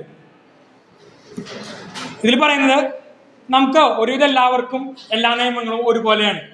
ക്രിമിനൽ നിയമങ്ങൾ ഒരുപോലെയാണ്. പക്ഷേ സിവിൽ നിയമങ്ങളിൽ വ്യത്യാസമുണ്ട്. അത് പ്രത്യേകിച്ച് ഒരു 5% വ്യത്യാസമുള്ളൂ. 95% നിയമങ്ങൾ ഒരുപോലെ ഇരിക്കും. 5% വ്യത്യാസമുണ്ട്. മാരേജ് വ്യത്യാസം വരുന്നത് വളരെ പ്രധാനപ്പെട്ട സ്ഥലങ്ങളാണ്. മാരേജ്, അതുപോലെ ഇൻഹെറിറ്റൻസ്, പാരമ്പര്യമായിട്ട് കിട്ടുന്ന സ്വത്ത്, ഇതിൻ്റെയൊക്കെ പേരിൽ ഇത് അങ്ങനെയുള്ള വ്യത്യാസങ്ങളാണ്. ഇത് മുസ്ലിം ലോ പ്രകാരം ഇപ്പോൾ എനിക്ക് ഒരു കുട്ടി ഉണ്ടെന്ന് വിചാരിക്കാം.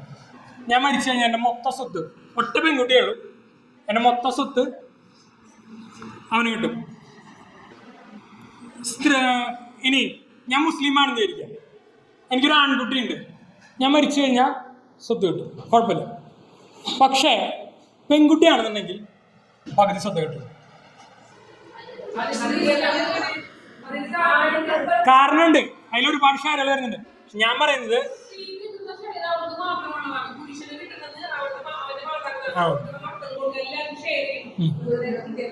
പക്ഷെ ഞാൻ പറയുന്നത് നിങ്ങൾക്ക് എക്സ്പ്ലനേഷൻസ് ഉണ്ടാവും, നിങ്ങൾ എടുത്തോളൂ, ഞാനതിൽ തർക്കിക്കുന്നില്ല. പക്ഷേ ഒരു രാജ്യത്ത് നിയമം എല്ലാവർക്കും ഒരുപോലെ വരണം എന്നാണ് ഞാൻ പറയുന്നത്. ഇനി എൻ്റെ ഏറ്റവും വലിയ പേടി ഈ കണ്ട ഫോട്ടോ ഇല്ലേ, ഇതിൻ്റെ സെക്കൻഡ് വെർഷൻ ഉണ്ടാവുമെന്നാണ്. UCC യൂണിഫോം സിവിൽ കോഡ് വരുമ്പോൾ ഒരുപക്ഷെ കേരളത്തിൻ്റെ തെരുവുകളിൽ ഈ കണ്ടതുപോലെ ഇനി നമ്മൾ കാണേണ്ടി വരുമെന്നാണ്. UCC വരുമ്പോൾ ഞാൻ പറയുന്നത് ബില്ല് വായിച്ചു നോക്കുക. നിങ്ങൾക്ക് അതിൽ ലീഗലി ചലഞ്ച് ചെയ്യാൻ ഒരുപാട് ഓപ്ഷൻസ് ഉണ്ട്. പക്ഷെ വായിച്ചു നോക്കി കൃത്യമായിട്ട് തലച്ചോറ് വെച്ച് തീരുമാനം എടുക്കുക. എന്നിട്ട് ഇത് ഇമോഷണലായിട്ടോ വൈകാരികമായിട്ടോ ഒന്നും എടുക്കാണ്ടിരിക്കുക. മൊത്തം കാര്യങ്ങൾ തലച്ചോറ് വെച്ച് ഡീൽ ചെയ്യാൻ ട്രൈ ചെയ്യുക. സൗദി ഞാനിത് ഇട്ടിട്ടുണ്ട്, നിങ്ങൾ വായിച്ചോ? ഇത് റേപ്പിനെ കുറിച്ചുള്ളതാണ്. സെക്ഷൽ ഇതിപ്പോഴത്തെ നിയമത്തിലുള്ളതാണ്. ഇതും വായിച്ചോ? അതായത് ഇപ്പോഴും ഇന്ത്യയിൽ മെരിറ്റൽ റേപ്പിനെ റേപ്പിൽ നിന്ന് ഒഴിവാക്കിയിട്ടുണ്ട്. അവിടെ ഏറ്റവും താഴെ എക്സെപ്ഷൻ 2 എന്ന് എഴുതിയിട്ടില്ലേ, sexual intercourse or sexual acts by a man with his own wife, അതിനെ റേപ്പിൽ പെടുത്തില്ല, എക്സെപ്ഷനാണ്. എന്താ, മാരേജ് കഴിഞ്ഞിട്ട് റേപ്പ് ചെയ്ത റേപ്പ് ആവില്ലേ? ചെയ്യാൻ പാടില്ല. മാറി വരേണ്ട നിയമങ്ങളാണ്, പരിഷ്കരിക്കുക. നിങ്ങൾ വായിച്ചേക്കുക, ഞാൻ സമയമില്ലാത്ത കാരനാണ്. ഇനി ഒറ്റ കാര്യം, നിങ്ങൾ ഈ പക്ഷിനെ ഒരുപാട് സ്ലൈഡുകൾ കണ്ടിട്ടുണ്ടാവും. ഈ ടോക്ക് നിങ്ങളോടൊപ്പം ഇരുന്ന് കേട്ടൊരു പക്ഷിയാണ്. ആ പക്ഷി നമ്മൾ തുടങ്ങിയതും ഒരു പക്ഷി എന്നാണ് ആലോചിക്കുക, ഒപ്പട്ടിക്കേജ്. ആ പക്ഷി ഇരിക്കുന്ന ചില്ല നിങ്ങൾ കാണുന്നുണ്ടോ? ആ പക്ഷി എന്ത് ധൈര്യത്തിലാണ് ഇരിക്കുന്നതെന്ന് അറിയോ? എക്സാക്ട്ലി. അത് ആ ചില്ലേനെ വിശ്വസിച്ചോ മരത്തെ വിശ്വസിച്ചോ ഒന്നുമല്ല ഇരിക്കുന്നത്. അത് എക്സ്പെക്ട് ചെയ്യുന്നത് മഴ വരില്ല എന്നാണ്. മഴ വന്നില്ലെങ്കിൽ, പേമാരി വന്നില്ലെങ്കിൽ, കാറ്റടിച്ചില്ലെങ്കിൽ ഓക്കെ, കുഴപ്പമില്ല. കാറ്റടിച്ചോ, നോ പ്രോബ്ലംസ്, ഞാൻ പറന്നു പോകും. മരം വീണോ, കുഴപ്പമില്ല, ഞാൻ പറക്കും. ആ കിളി ഇരിക്കുന്നത് സ്വന്തം ചിറകുകളെ വിശ്വസിച്ചിട്ടാണ്. നിങ്ങൾക്ക് മൊത്തത്തിലുള്ള ഈ ചങ്ങല പൊട്ടിക്കാനുള്ള ഒറ്റ വഴി ഇതാണ്, സ്വന്തം ചിറകുകളെ വിശ്വസിക്കുക എന്നുള്ളതാണ്. നിങ്ങൾ സ്വയം ഇൻഡിപെൻഡൻ്റ് ആവുക. സ്വയം നിങ്ങൾ വീട്ടുകാരെ വിശ്വസിച്ചിരിക്കുന്നു, വീട്ടുകാരുടെ ഡിമാൻഡ്സ് നിങ്ങൾ അംഗീകരിക്കേണ്ടി വരും. ഇത് ഒരുപാട് കേസുകളിലുണ്ട്. എനിക്ക് നിങ്ങളോട് പറയാനുള്ളത് സ്വന്തം ചിറകുകളെ വിശ്വസിക്കുക. All the best.